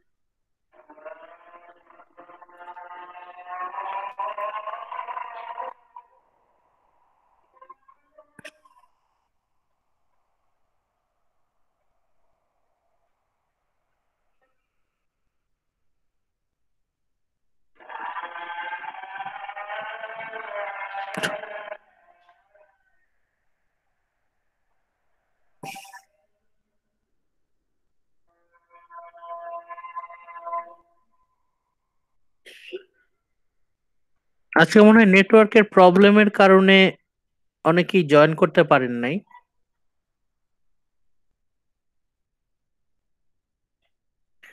আচ্ছা, আপনাদের যে রেকর্ডেড লেকচার গুলো দেয়া হয়, এগুলো কি প্লে করতে আপনাদের কোনো প্রবলেম হচ্ছে? না স্যার। না স্যার। আচ্ছা, আপনারা লিংক দিয়ে অনেক সময় হয় কি ওই ঢুকতে প্রবলেম হয়, আপনারা ওই কোডটা দিয়ে সবাইকে বলবেন কোডটা দিয়ে ট্রাই করতে, কোড তো দেয়া থাকে এটার সাথে, কোডটা ট্রাই করবেন। স্যার লিংকে ডিরেক্টলি ক্লিক না করে ওই যে সফটওয়্যারে গিয়ে জাস্ট কোডটা দিয়ে দিলে হয়, মানে হ্যাঁ হ্যাঁ লিংকে করলে অনেক প্রবলেম ক্রিয়েট হ্যাঁ, ইয়ে করে। কখনো কখনো সমস্যা হয় আর কি, সেটাই। ওকে, আচ্ছা, আমরা তাড়াতাড়ি একটা সিস্টেমের মধ্যে চলে আসি। এই যে এই পার্টটা আমি যে হাইলাইট করা আছে দেখতে পাচ্ছেন সামনে, এই পার্টটা কেন গুরুত্বপূর্ণ? এখানে আমরা অ্যাকিলিস তার ক্যারেক্টারের যে অতিথি পরায়ণতা, এই যে অ্যাকিলিস প্রায়ামকে সে অ্যাকিলিসের চরিত্রের একটা অংশ। অ্যাকিলিসকে আমরা এইভাবে এর আগে কখনোই দেখিনি। অ্যাকিলিস নিজে কখনো ফুডের কথা ওইভাবে বলেনি, অ্যাকিলিস এইভাবে খাবার প্রিপারেশনে কিন্তু অ্যাকিলিস মানে একদম পার্সোনালি ইনভলভড, সে কিন্তু নিজে করছে। মানে অ্যাকিলিসের অন্যরকম একটা ছবি। মানে পুরো ইলিয়াডে অ্যাকিলিসকে আমরা যেরকম একজন অ্যারোগেন্ট, হার্টলেস, কোল্ড হার্টেড একজন পার্সন, একজন পাষাণ হৃদয়ের ব্যক্তি হিসেবে জেনে এসেছি, যে অন্য কারো দুঃখে তার কিছু যায় আসে না। কিন্তু এই লাস্ট চ্যাপ্টারে এসে মানে আমরা অন্য অ্যাকিলিসকে দেখতে পাচ্ছি, যদিও অ্যাকিলিস তার কিছুক্ষণ পর পর তার নিজের রূপে ফেরত আসছে। মানে অ্যাকিলিস যেমন, এখানেও অ্যাকিলিস আমরা তেমনই পাচ্ছি, বাট অ্যাকিলিসের ক্যারেক্টারের একটা অংশ আমাদের অদেখা ছিল, সেই অজানা অংশটা আজকে আমাদের সামনে আমরা দেখতে পাচ্ছি। তাহলে এই আজকে আমরা যে পার্ট গুলো আলোচনা করলাম, আজকে আমরা যে টপিক গুলো আলোচনা করলাম, এখান থেকেও আজকের লেকচার থেকেও কিন্তু আপনারা আমাদের যে তিনটা ব্রড কোয়েশ্চেন আছে, evaluating হোমার্স Iliad as a classic epic, প্রচুর উপাদান কিন্তু আজকের এখান থেকে পাবেন। এখান থেকে আমরা বেসিক হিউম্যান ইমোশনস কি সুন্দরভাবে অপূর্ব দক্ষতার সাথে হোমার কিন্তু ইউনিভার্সাল হিউম্যান ইমোশন গুলো এখানে আমাদেরকে ফুটিয়ে তুলেছেন। আমাদের এই কথাগুলো উল্লেখ করতে হবে। এর সাথে আমরা পাবো পিকচার অফ হিউম্যান রিলেশনশিপস।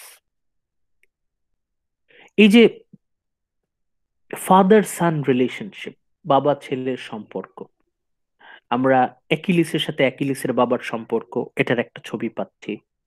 আবার হেক্টরের সাথে প্রায়ামের সম্পর্ক, তার একটা ছবি পাচ্ছি। অ্যাজ এ ফাদার, প্রায়াম সে কেমন বাবা, অ্যাজ এ সান অ্যাকিলিস কেমন সন্তান। আবার অনেকগুলো ছোট ছোট বর্ণনা আমরা পাচ্ছি, যেখানে ওদের কালচারটা কেমন ছিল, গ্রিক কালচারটা কেমন ছিল, তার একটা ছবি আমরা এখানে পাচ্ছি। ছোট ছোট ছোট ছোট তথ্যগুলো আমাদের সামনে, তখনকার গ্রিকদের জীবন যাপন কেমন ছিল, ওদের পিকচার অফ লাইফ, ওদের লাইফস্টাইল কেমন ছিল, ওরা ওদের ডেড বডি কিভাবে ট্রিট করত, ওরা কিভাবে জবাই করত, তারপর বারবিকিউ করত, তার বর্ণনা এখানে আছে। ওরা ওদের খাবারের টেবিলে, ওরা তো টেবিলে খেত, ওদের এট অন টেবিল, টেবিলে তারা খাওয়া দাওয়া করতো, টেবিলে একটা ঝুড়ির মধ্যে ওরা ব্রেড রাখতো। এই যে এগুলো ওদের লাইফের ছোট ছোট পার্ট। হোমার গ্রিক কালচারের বেশ গুরুত্বপূর্ণ ছোট ছোট ছবি আমাদের সামনে তুলে ধরছেন। তখনকার মানুষের জীবনের ছবিটা কেমন ছিল। ইভেন এখনো এইখানে যেভাবে খাবারের কথা বলছে, প্রিপারেশন অফ ফুড, এখনো কিন্তু এইভাবেই অনেক জায়গায় ফুড প্রিপারেশন করা হয়। কিন্তু এখানে কোনো স্পাইসের কথা বলে নাই, এখানে সরাসরি যেমন বলছে যে ওই শিপ ওটার মাংস টুকরো টুকরো করে সরাসরি রোস্ট করা। কিন্তু এখানে আমরা দেখছি যে কোনো রকম স্পাইসের কথা বলা হচ্ছে না। এখানে কাটা টুকরো টুকরো করে pierce the pieces on spits. এখানে সরাসরি আমরা কোনো স্পাইসের ব্যবহার হয়তো আমরা দেখছি না। তাহলে ওরা স্পাইস ব্যবহার করতো কিনা তার এখানে আমরা বর্ণনা পাচ্ছি না। যদিও এরকম কিছু জায়গায় আমরা ডিটেইল পাচ্ছি ওদের পিকচার অফ হিউম্যান লাইফ। এরপর পিকচারাইজেশন, আমরা প্রায়ামকে তো একজন টিপিক্যাল ফাদার হিসেবে পাচ্ছি, একজন আনলাকি ফাদার যে তার 50 ছেলেকে হারিয়েছে, 50 sons। আর এইদিকে Achilles is lamenting about the fate of his father Peleus, পিলিয়াসকে স্মরণ করে সে দুঃখ করছে, এবং পেট্রোক্লাসকে স্মরণ করে সেও অশ্রু বিসর্জন দিচ্ছে। এই যে দুজন একসাথে কাঁদছে, অ্যাকিলিস প্রায়াম দেয়ার উইপিং টুগেদার, এটা কিন্তু একটা ইউনিভার্সাল ইমেজ। যখন মর্নিং এর ব্যাপার আসে, যখন আর্তনাদের হাহাকারের ব্যাপারটা আসে, তখন এখানে কিন্তু সব আত্মা মিলে যায়। এই যে ইউনিভার্সাল ব্যাপারটা, এই বিষয়টা আমরা একটু ফিল করার চেষ্টা করি। হোমার কিভাবে এই ক্যারেক্টার গুলোকে হিউম্যান ক্যারেক্টার হিসেবে আমাদের সামনে তুলে ধরছেন। কেন অ্যাকিলিস এই চ্যাপ্টারে এসে, এই বুক 24-এ এসে একটু অন্যরকম আচরণ করছে, কেন সে মাঝখানে একটু রেগে গেল, একটু রেগে গেল না মাঝখানে, সে যখন বলছে যে এই যে এই পার্টে,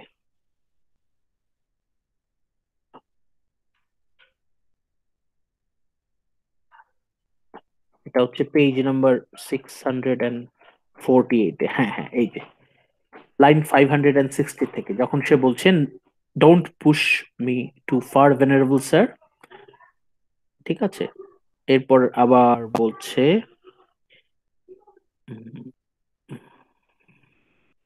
এই যে, or I may break the commands of Zeus and suppliant though you are in my hearts, fail to spare your life. এই যে এই কথাটা যে বলছে, এখানে এসে কিন্তু সবচেয়ে ডিরেক্টলি প্রায়ামকে সে থ্রেট দিচ্ছে। মানে অ্যাকিলিস কিছুক্ষণের জন্য হলেও তার পুরাতন মূর্তিতে আবার ফেরত আসছে। Fail to spare your life, I maybe fail to spare your life, maybe আমি তোমার জীবনটাকে মানে ভিক্ষা দিতে পারবো না। I will fail to spare your life. তার মানে এখানে কিন্তু কনসিস্টেন্সি আছে। হোমার কিন্তু ওই বিষয়টা খেয়াল রেখেছেন, আসলে তো অ্যাকিলিস এরকম আচরণ করে না। এই চ্যাপ্টারে এসে অ্যাকিলিস যেরকম একদম দয়ালু, দয়ার সাগর, মানে এত ভদ্র, এত সফট, এত সিম্প্যাথেটিক, কিন্তু মাঝখানে আমাদেরকে মনে করিয়ে দিচ্ছে যে অ্যাকিলিস কিন্তু আসলে এরকম না। যখন ওই যে প্রায়াম একটু বাড়াবাড়ি করছে, দুইবার যখন সে প্র্যানসমের কথা বলছে, তখন এটা কিন্তু অ্যাকিলিসের গায়ে লাগছে, তখন কিন্তু অ্যাকিলিস আবার ওর পুরাতন মূর্তিতে আবার আবির্ভূত। মানে এই বিষয়গুলো আমাদের মাথায় রাখতে হবে যে কনসিস্টেন্সি, মানে হোমার কিন্তু বেশ প্ল্যান করে, বেশ ধারাবাহিকতার সাথে ক্যারেক্টার গুলো কিন্তু মানে সুন্দর করে পোট্রে করেছেন। এমন না যে পুরো পুরো ইলিয়াড জুড়ে ক্যারেক্টার গুলো একরকম আচরণ করছে, শেষে এসে আরেক রকম আচরণ করছে, তা না, একটা কনসিস্টেন্সি আছে। So this is হোমার্স art of characterisation. লিখে রাখেন, হোমার্স আর্ট অফ ক্যারেক্টারাইজেশন, যেভাবে সে অ্যাকিলিসের ক্যারেক্টারটাকে আমাদের সামনে ফুটিয়ে তুলছে। এখন বাবা তার ছেলের লাশটা নিতে আসছে, বাবা ছেলের লাশ নিতে আসছে। এখন পরিস্থিতি অনুযায়ী, প্লাস প্রায়াম তো খুব ভালো করেই জানে কিভাবে কথা বলতে হবে। আমরা যেটা ক্লাসের শুরুতে আপনাদেরকে বললাম যে আর্ট অফ কনভারসেশন, যেভাবে এই যে প্রায়াম সাপ্লিকেটস অ্যাকিলিস, যেভাবে প্রায়াম অ্যাকিলিসের কাছে এসে কাকুতি মিনতি করছে, এই বিষয়টা অ্যাকিলিসকে কিন্তু যথেষ্ট ইমোশনাল করে দিয়েছে। মানে প্রায়াম ওয়াজ, এখন এই যে প্রায়াম অ্যাকিলিসের কাছে এসে কাকুতি মিনতি করছে, এটা কিন্তু অনেক বিখ্যাত একটা টপিক। অনেক বড় বড় স্কাল্পচার, অনেক বড় বড় পেইন্টিং কিন্তু আছে এই স্মরণে। আপনারা সাইডে দেখতে পাচ্ছেন, লেফট রাইট কর্নারে, এই যে দেখেন একটা বিখ্যাত পেইন্টিং আছে। অ্যাকিলিস বসে আছে, প্রায়াম এসে তার হাত হাত ধরে এই যে কিস করছে, এই যে সেই বিখ্যাত দৃশ্য। এরপর এই যে অ্যাকিলিসকে প্রায় পা ধরছে, জড়িয়ে ধরছে, কান্নাকাটি করছে। অ্যাকিলিসও ভেঙে পড়ছে। তার একটা বিখ্যাত, এটা একটা স্কাল্পচারই তো বলে এটাকে, এনগ্রেভিং, খোদাই করা আর কি, শ্বেত পাথরে। এরপরে আরেকটা আছে, ওয়াল স্কাল্পচার আছে এখানে, দেখতে পাচ্ছেন ওই যে প্রায়াম অ্যাকিলিসের হাত চুম্বন করছে, কিস করছে, অ্যাকিলিস পেট্রোক্লাসকে স্মরণ করে কাঁদছে। আরেকটা বিখ্যাত পেইন্টিং আছে নিচে দেখতে পাচ্ছেন। মানে এটা মোটামুটি বেশ ওয়ার্ল্ড ফেমাস একটা ইনসিডেন্ট, প্রায়াম সাপ্লিকেটস অ্যাকিলিস। এই বিষয়ে বেশ অনেকগুলো বড় বড় পেইন্টিং আছে। এই যে এখানে আরেকটা কন্টেম্পোরারি স্কাল্পচার আপনারা দেখতে পাচ্ছেন, নিচে আরেকটা আছে, পা ধরছে, অ্যাকিলিসের পা ধরছে প্রায়াম। এরকম বেশ কয়েকটা পুরাতন লেজেন্ডারি স্কাল্পচার পেইন্টিং আপনারা পাবেন এই টপিকের আন্ডারে। এই ছিল আমাদের আজকের আলোচনা, আমাদের ফোকাস ছিল এই। আজকে আমরা অ্যাকিলিসের মধ্যে যে মানবতা, হিউম্যানিটি, সেটা আমরা খুঁজে বের করার চেষ্টা করলাম। যদিও অ্যাকিলিস যেমন তেমনই আছে, হুট করে তো আর বদলে যায় নাই, রাতারাতি তো মানুষ বদলে যায় না। তবে হ্যাঁ, অ্যাকিলিসের ভেতরে যে পুরোটাই অমানুষ, পুরোটাই যে পাষাণ তা না, তার মধ্যে কিছুটা হলেও মানবতা আছে। একেবারে তো কেউ 100% তো পাষাণ হতে পারে না। আর প্রায়াম, সে তো হতভাগা পিতা, হতভাগ্য পিতা, সে তার ছেলের মৃতদেহ নিতে আসছে। এই যে এইদের দুজনের যে কনভারসেশন, এদের ডায়ালগ অ্যানালিসিস থেকেই কিন্তু তাদের আমরা ক্যারেক্টার অ্যানালিসিস খুঁজে পাই। তাদের ক্যারেক্টার অ্যানালিসিস থেকেই কিন্তু আমরা ক্লাসিক এলিমেন্ট গুলো আলাদা করতে পারি, আর্ট অফ ক্যারেক্টারাইজেশনটা খুঁজে পাবো, এমনকি যুদ্ধের ছবি। আজকে আমরাও কিন্তু, এখানেও কিন্তু আমরা যুদ্ধের ছবি পেয়েছি। কোথায়? এই যে ফার্স্ট আমরা ফার্স্ট এই স্লাইডে, থার্ড স্লাইডে, এই যে there were 50 when the Greek army arrived. Most of them have fallen in action. একজন পিতা যুদ্ধে সে তার 50 ছেলেকে হারিয়েছে, 50 sons। কতখানি কষ্ট একজন পিতার জন্য। এই যে যুদ্ধ আমাদেরকে নিঃস্ব করে দিয়ে যায়, যুদ্ধ আমাদেরকে একদম নিঃস্ব অসহায় করে দিয়ে যায়, এটাও কিন্তু যুদ্ধের একটা ছবি। তাহলে প্রায়ামের কাছে যুদ্ধের সংজ্ঞা কি? প্রায়ামের কাছে যুদ্ধের মানে হচ্ছে great loss, great tragedy, great loss, grief, mourning, শোক, বেরিভমেন্ট। এবং এখানে জীবনের ছবিও আমরা পাচ্ছি, ওদের কালচারটা কেমন ছিল তখনকার সময়। চমৎকার ভাবে হোমার আমাদের সামনে জীবনের ছবি তুলে তুলে ধরছেন, ওদের কালচারটাকে তুলে ধরছেন। এবং এমনিতে তো আর অ্যাকিলিস এমনিতে তো আর এই এপিককে এনসাইক্লোপিডিয়া বলা হয় না। এরকম অনেক হাজার হাজার হাজার হাজার ছোট ছোট ইনফরমেশন আছে। আপনার যদি কখনো সুযোগ হয় এই এপিকটা পড়ার, তাহলে আপনারা দেখবেন যে এরকম ছোট ছোট ছোট ছোট টুকরো টুকরো জীবনের ছবি এখানে প্রচুর পরিমাণে আমাদের সামনে ফুটে উঠছে। এবং এগুলো ডিটাচ না, আমাদের লাইফের পার্ট। মানে হোমার এত চমৎকার ভাবে ওই এনশিয়েন্ট গ্রিক লাইফটাকে ফুটিয়ে তুলেছেন, এর মধ্যে আমরা আমাদের কন্টেম্পোরারি লাইফ, আমাদের এখনকার যে জীবন, সেটাকেও আমরা খুঁজে পাই। আলটিমেটলি আমরা বলতে পারি হোমার্স Iliad is a classic epic. Ultimately আমরা বলতে পারি Homer is successful in characterisation, তার আর্ট এন্ড ক্যারেক্টারাইজেশন সত্যি spot on. Great skill, with the great skill he portrayed the characters, and obviously with great skill he portrayed the image of war. যুদ্ধ কতটা ধ্বংসাত্মক হতে পারে তার ছবি আমাদের সামনে ফুটে তুলছে। আচ্ছা, একই সাথে আপনাদের সুবিধার জন্য একটা হ্যান্ড আউট আপনাদেরকে দেয়া হবে এই স্লাইডের সাথে, things to remember in Iliad. কি কি বিষয় আমাদের মাথায় রাখতে হবে, এটা একটা হ্যান্ড আউটে আছে আপনাদের সুবিধার জন্য। If we wish to consider the Iliad as a classic literature, classic epic, কি কি আমরা বলবো? আমরা এই জিনিসগুলো প্রমাণ করার চেষ্টা করব যে it is a recognized and established work of art in world literature. তারপর আমরা প্রশ্নের উত্তর বের করার চেষ্টা করব, does it portray the basic human emotion, universal emotion গুলো কি আমরা খুঁজে পাচ্ছি কিনা? Does it portray the broad picture of human relationship, মানুষের সম্পর্কগুলো আমরা খুঁজে পাচ্ছি কিনা? Can we find the reflection of life, মানুষের জীবনের ছবি, কম্প্রিহেন্সিভ সার্বিক জীবনের ছবি আমরা খুঁজে পাচ্ছি কিনা ইলিয়াডের মধ্যে? and ultimately can any person from past, present or future, অতীত, বর্তমান, ভবিষ্যতের যে কোনো ব্যক্তি, যে কেউ, they can relate himself or herself to the narrative or story, এই গল্পটাকে সে ফিল করতে পারে কিনা, এই গল্পটাকে সে ফিল করতে পারে কিনা, তাকে রিলেট করতে পারে কিনা, সে কি এনজয় করতে পারে কিনা, তার হৃদয়কে নাড়া দিতে পারে কিনা। এরপর the main concept, central concept, the wrath of Achilles, যেটা আমরা আলোচনা করেছি আমাদের লেকচার ওয়ানে আলোচনা করেছি। এরপর কন্ট্রাস্টিং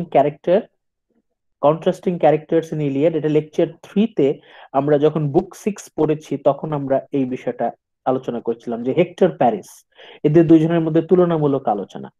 হেক্টরকে আমরা পেয়েছি brave soldier, does not care for his personal feelings, তার ব্যক্তিগত অনুভূতি তার কাছে গৌণ, ready to die for loved ones, তার প্রিয় মানুষদের জন্য তার জীবন উৎসর্গ করতে প্রস্তুত।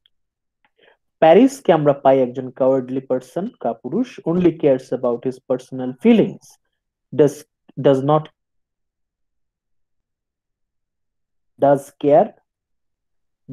care এই জায়গায় হবে does not care. Hector reprimands Paris for his cowardliness. এই যে তার কাওয়ার্ডিস, কাপুরুষতার জন্য হেক্টর ওকে বারবার করে, তিরস্কার করে। Paris does not even protest. Paris কিন্তু তার প্রতিবাদও করে না, বরং সে এক্সকিউজ দিতে থাকে। Helen hates Paris after 10 years, 10 বছর সংসার করার পর এখন আর হেলেনের প্যারিসকে ভালো লাগে না। Leads him to die in battles. Helen প্যারিসকে বলছে যে আপনি যুদ্ধক্ষেত্রে দূরে গিয়ে মৃত্যুবরণ করুন বলছে।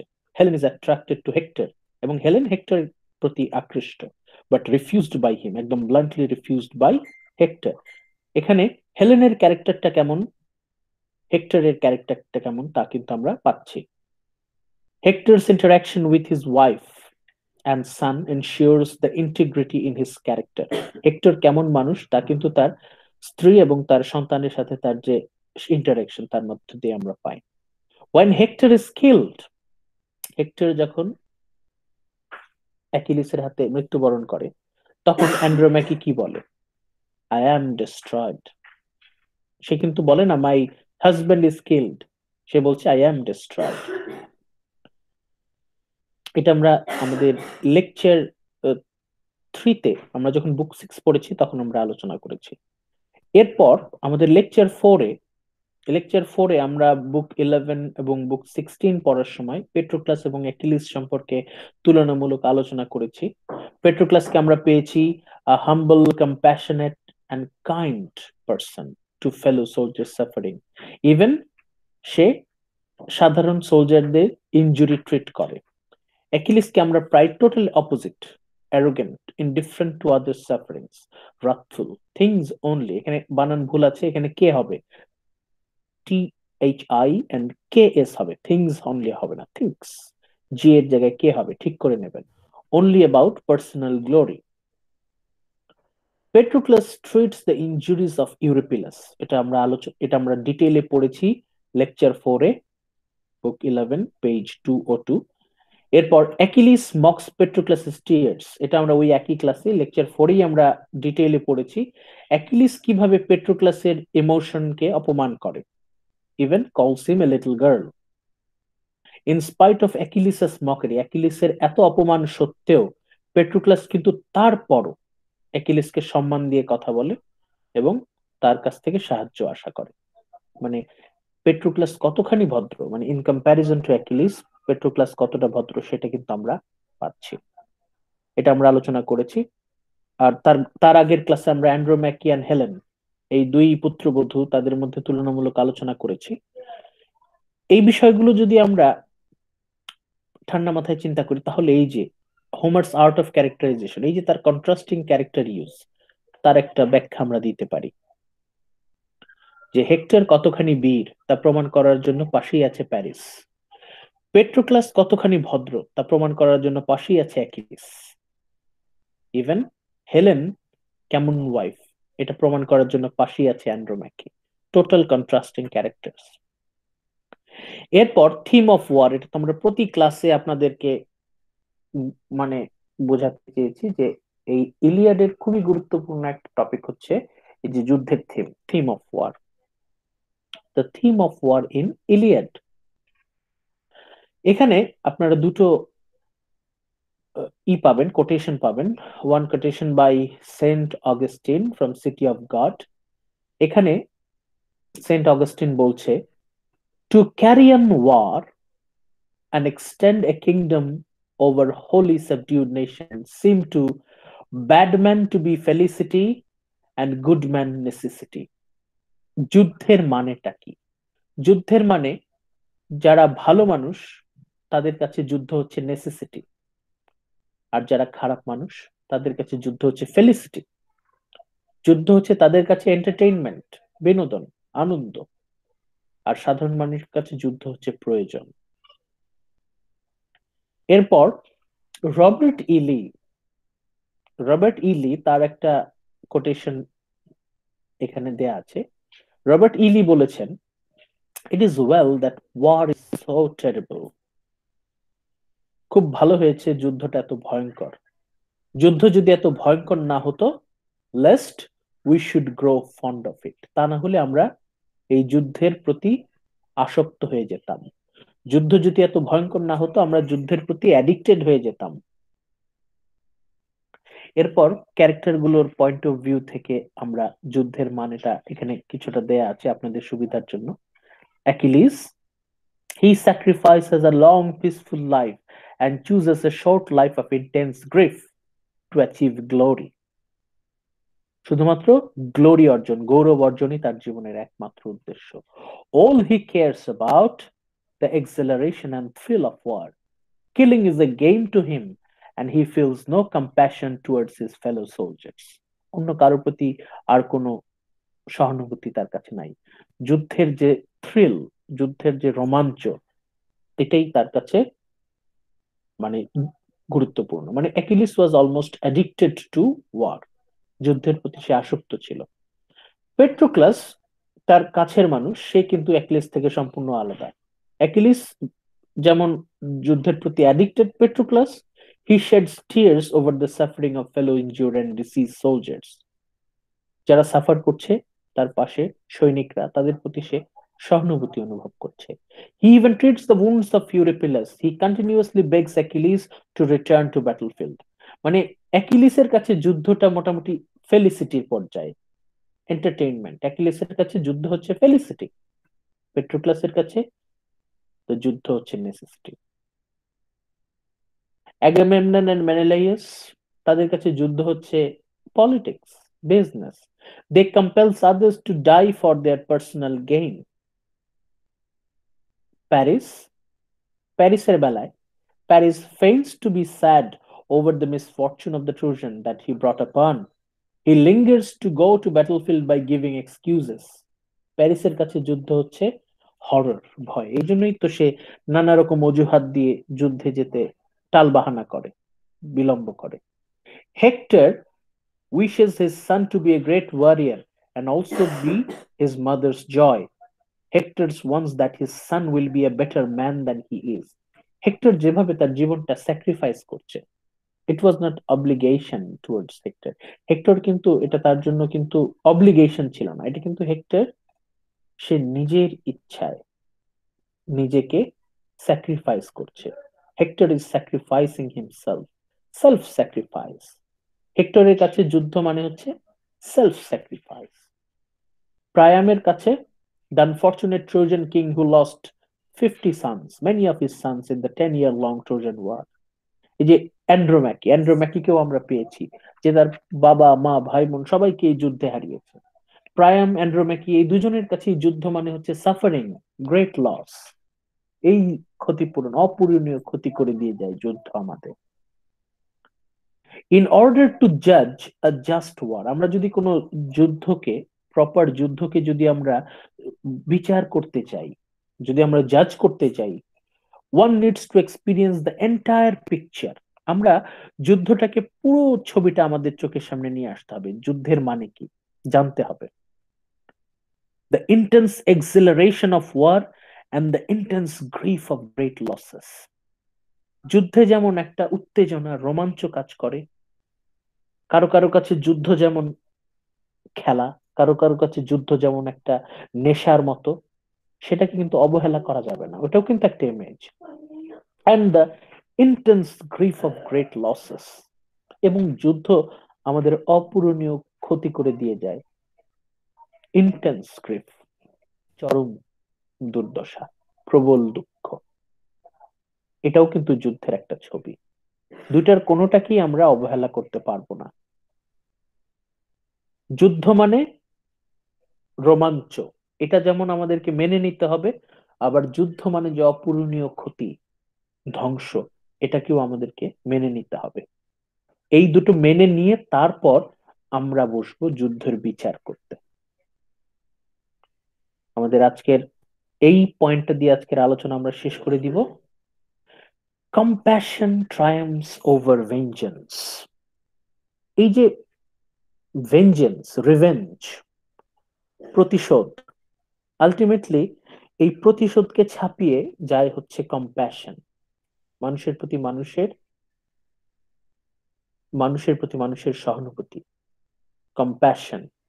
When Priam and Achilles shared their common grief and weeps for their loved ones. যখন king Priam and Achilles share their common grief. প্রায়াম হেক্টরকে হারিয়েছে, অ্যাকিলিস পেট্রোক্লাসকে হারিয়েছে। এই যে কমন গ্রিফ, এই যে দুজনের মধ্যে মিল, প্রায়াম হেক্টরকে স্মরণ করে কাঁদছে, অ্যাকিলিস পেট্রোক্লাসকে স্মরণ করে কাঁদছে। They share their common grief and weeps for their loved ones. এই প্রতি ফোঁটা ফোঁটা অশ্রুতে অ্যাকিলিসের ভেতরের যে জমানো রাগ, প্রচন্ড রাগ, তীব্র ক্রোধ আস্তে আস্তে চোখের পানি দিয়ে গলে ঝরে গেল। এই বিষয়গুলো আমরা আর কি ফিল করার চেষ্টা করব, তাহলে আমরা এনজয় করতে পারবো, নইলে আমরা ঠিক প্রপারলি জিনিসটাকে জাজ করতে পারবো না। আমরা চেষ্টা করব যতটুকু পারা যায় জিনিসটাকে ফিল করতে, না হলে ইলিয়াড পড়ার তো কোনো মানে নাই। আলটিমেটলি এই জিনিসগুলো আমাদের মধ্যে নিয়ে আসতে হবে, আমাদের ভেতরে ফিল আসাটা জরুরি। আপনারা এখনো যারা সিরিয়াসলি স্টার্ট করেন নাই, প্লিজ স্টার্ট। আমাদের হাতে খুব বেশি সময় নাই, কিন্তু আপনারা চেষ্টা করেন। সব রেকর্ডিং অ্যাভেলেবল, সব ম্যাটেরিয়াল অ্যাভেলেবল, আপনাদেরকে মন দিয়ে এখন ভালো করে স্টাডি করতে হবে। ঠিক আছে, আমি আরো 2-3 মিনিট আছি, আপনাদের যদি কোনো আলোচনা থাকে আপনারা করতে পারেন, যদি কোনো প্রশ্ন থাকে করতে পারেন।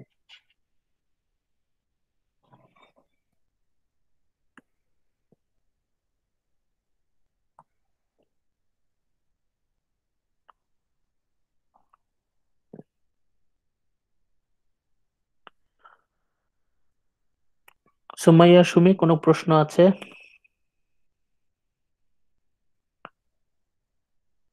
টুম্পা জাহান,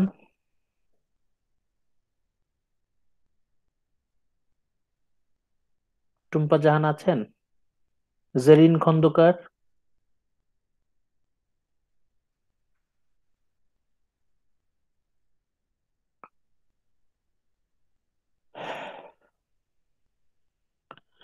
ঠিক আছে, তাহলে আপনারা দেখেন, রেকর্ডিংটা যত তাড়াতাড়ি সম্ভব পেয়ে যাবেন। আপনারা স্টাডি করতে থাকেন। যদি কোনো প্রশ্ন থাকে, মেসেঞ্জার গ্রুপ আছে, গুগল ক্লাসরুম আছে, অবশ্যই জানাবেন। যত তাড়াতাড়ি সম্ভব আপনাদের কোয়েশ্চেন গুলো, হ্যাঁ হ্যাঁ রমিনা, এটা একটু পড়তে হবে। কনফিউশন গুলো না পড়লে আসলে বুঝতে পারবেন না, ইভেন কনফিউশন কোথায় এটা জানার জন্য আপনাকে স্টাডি করতে হবে। ঠিক আছে, স্যার আপনারা আমাদের শুরু কি করেন। আজকে শেষ, আর ক্লাস হবে না মিটের আগে?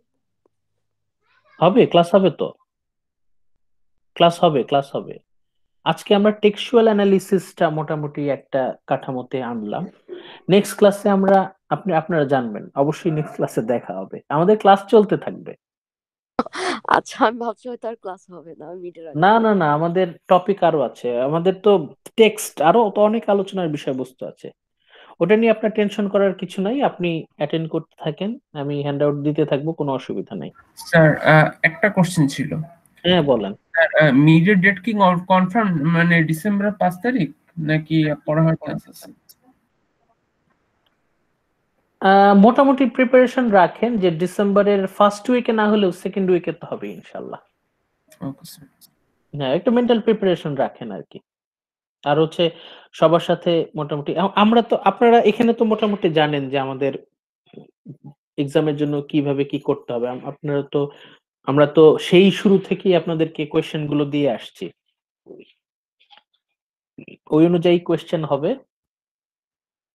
আর হচ্ছে আপনারা একদম ক্লিয়ার ইনস্ট্রাকশন পাবেন, কোনো অসুবিধা নাই। ওকে, অল দ্য বেস্ট। তাহলে আজকে এই পর্যন্তই থাকি।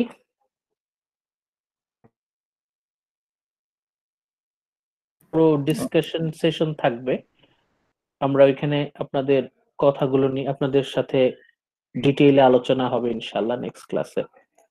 নেক্সট যে সোমবার 4টা থেকে আপনারা মোটামুটি কোয়েশ্চেন গুলো নিয়ে আসবেন, আমরা সলভ করব। নেক্সট ক্লাসের আমাদের ওই লেকচার পার্টটা একটু মানে কনসাইজ থাকবে। আমরা মোটামুটি ঘন্টা খানেকের মধ্যে আমাদের লেকচারটা শেষ করে তারপর মোটামুটি আধা ঘন্টা 40 মিনিট যতক্ষণ লাগে আমরা আর কি আলোচনা করব, প্লাস আমাদের মিড টার্মের বিষয়টা ওইদিন আলোচনা করব। ঠিক আছে, ওকে, ভালো থাকেন, অল দ্য বেস্ট। আসসালামু আলাইকুম। স্যার আসসালামু আলাইকুম। ওয়ালাইকুম আসসালাম। ভালো থাকবেন স্যার। জি জি।